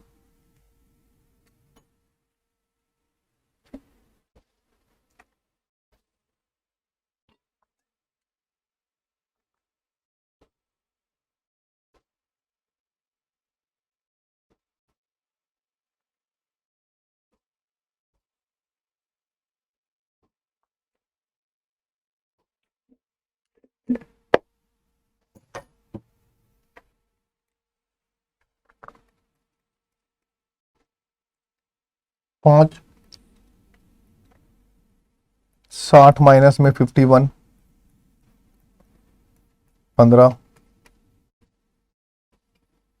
25, 9।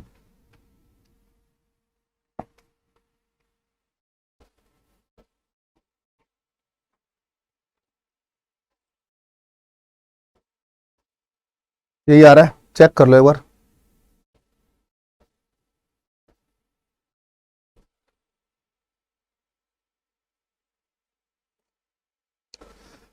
साठ, 6, 5, 11, 2 और 1, 3 और 1, 4। अच्छा, इन दोनों का टोटल गलत लिख दिया हमने, 51 नहीं आएगा, 41 है। तो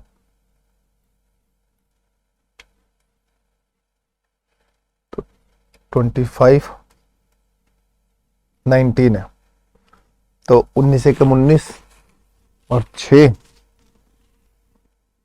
19 से 54, 16.57 समथिंग आ रहा है, मतलब 16 पॉइंट समथिंग यही आ रहा है। चेक करना एक बारी। 6, 5, 11, 2, 1, 3 और 1, 4, 41, 32 दूनी 60, 19, 5, 25,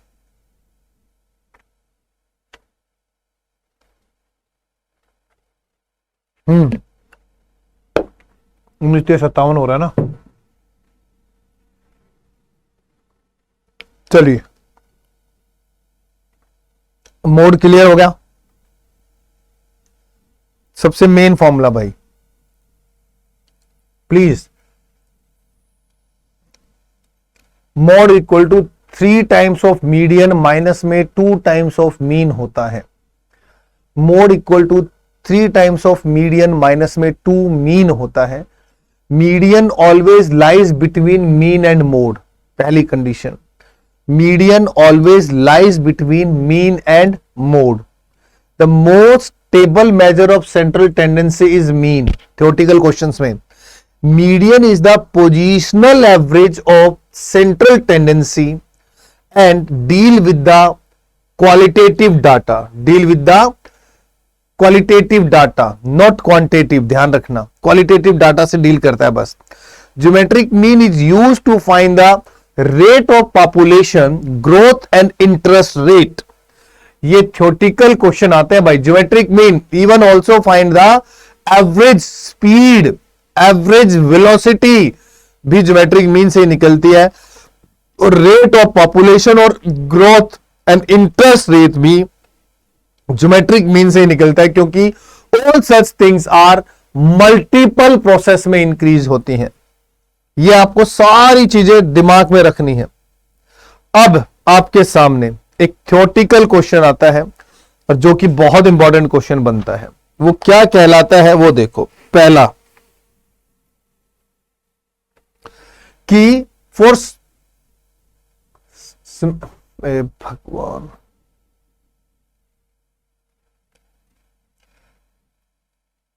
सिमेट्रिकल है। फॉर सिमेट्रिकल डाटा, अब सिमेट्रिकल डाटा में क्या होता है, bell shaped curve, mean, mode and median coincide, मतलब सेम होते हैं। बेल शेप कर्व सर,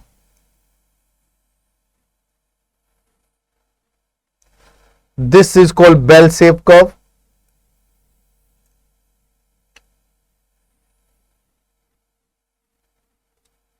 जिसमें मीन, मीडियन, मोड इक्वल होते हैं।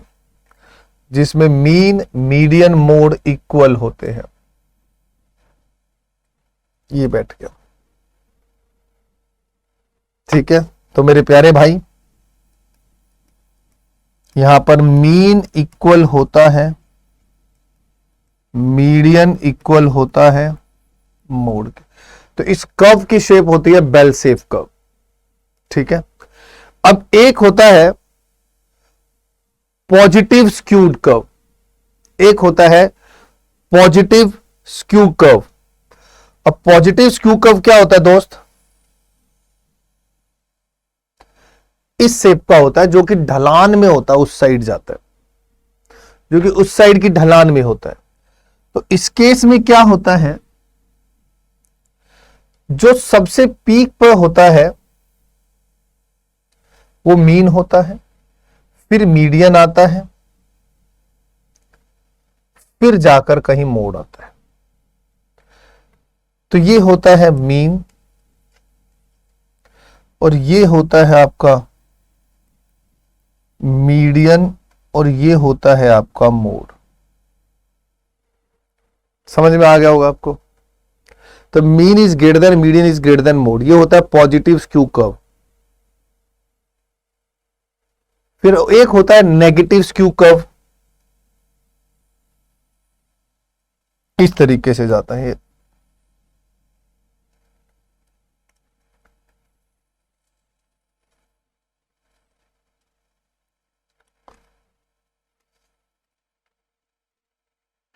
ये होता है नेगेटिव स्क्यू कर्व। ठीक है, इस तरीके से मतलब थोड़ा सा समझ जाओ यार। तो यहां से मीन, मीडियन, मोड,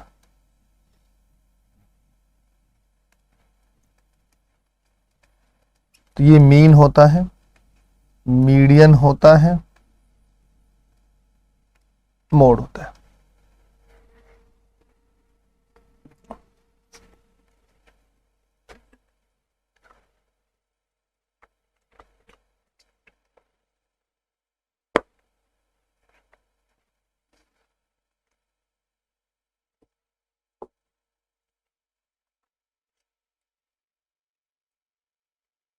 डन,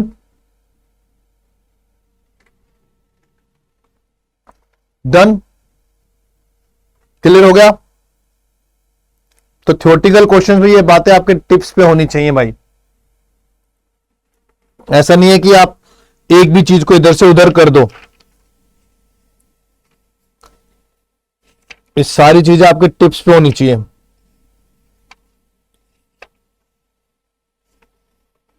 अब हमारा नेक्स्ट चलेगा, अच्छा एक और चीज होता है।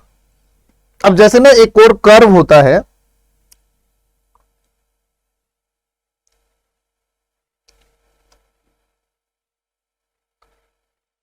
ये तो आप थ्योरेटिकल है, वैल्यू आप दे दोगे।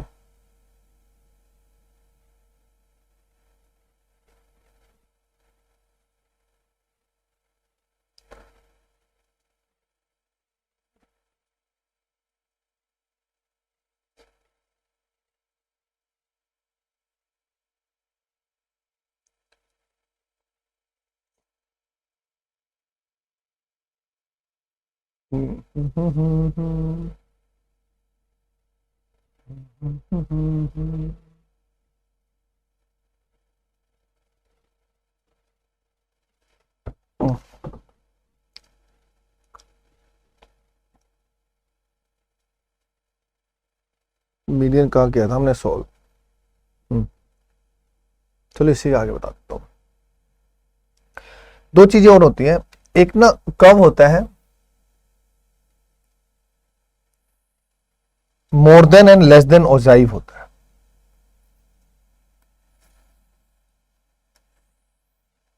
एक ऐसा कर्व होता है जिसको मोर देन और लेस देन ओजाइव बोलते हैं। तो जिस पॉइंट पर ये मिलता है ना, वो मीडियन होता है। इस पे एक थ्योरेटिकल क्वेश्चन बहुत आता है, इस पे भी थ्योरेटिकल क्वेश्चन बहुत आता है।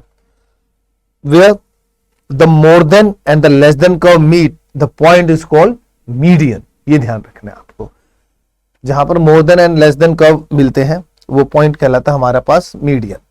तो सर आपका फर्स्ट चैप्टर पूरा हो चुका है, जिसका नाम है मेजर्स ऑफ सेंट्रल टेंडेंसी। कल हम पढ़ने जाएंगे मेजर्स ऑफ डिस्पर्शन, जिसमें हम लोग पढ़ेंगे मीन डेविएशन भी हमने आज पढ़ ही लिया। तो कल हम पहले पढ़ेंगे standard deviation, coefficient of variance, ये ध्यान रखना, ठीक है। तो आज की क्लास में तो ये काफी है, नहीं तो फिर बहुत ज्यादा एक्सेस हो जाएगा आप लोगों के लिए। तो मेजर्स ऑफ सेंट्रल टेंडेंसी, आपके पास कोई भी बुक हो, कहीं से भी कोई एक किताब हो, तो आप कल तक पीवाईक्यू उठाएंगे, पीवाईक्यू की प्रैक्टिस करेंगे, जिसमें mean, median, mode arithmetic mean, geometric mean और हार्मोनिक मीन, बस ये वाले क्वेश्चंस करने हैं। पीवाईक्यू की बुक ले लेना, सबसे बेस्ट जो बुक है ये अरिहंत वाली बुक है, सबसे बेस्ट जो बुक है ये अरिहंत वाली बुक है, इसको ले लेना, ठीक है। इसी बुक में आपको हिंदी मीडियम और इंग्लिश मीडियम की दोनों अलग अलग किताबें आती हैं, तो वहां से आप लोग क्वेश्चन करिएगा। माध्य के, माध्यिका के, बहुलक के, समांतर माध्य के, गुणोत्तर माध्य के और हरात्मक माध्य के, ये ध्यान रखिएगा, ठीक है। तो फिर हम लोग कल मिलेंगे, कल हम पढ़ेंगे स्टैंडर्ड डेविएशन को, कल हम पूरा खत्म करेंगे, फिर हम बात करेंगे आगे जाकर रिग्रेशंस लाइन की। चलिए आराम आराम से पढ़ो, कोई ज्यादा जल्दबाजी की भी जरूरत नहीं है, ठीक है। जब मुझे लगेगा कि हाँ, क्योंकि स्टैटिस्टिक्स से जैसे ट्रिगो का चैप्टर जब हम स्टार्ट करेंगे ना, तो ट्रिगो के चैप्टर में क्लासेस लंबी लंबी जाएंगी आराम से, कोई दिक्कत नहीं है। ट्रिगो के चैप्टर में क्लासेस लंबी चली जाएंगी, ठीक है। हमने एक चैप्टर पढ़ लिए हैं, मैट्रिसेस एंड डिटरमिनेंट पढ़ा,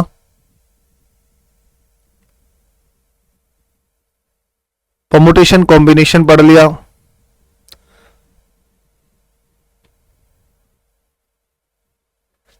है ना।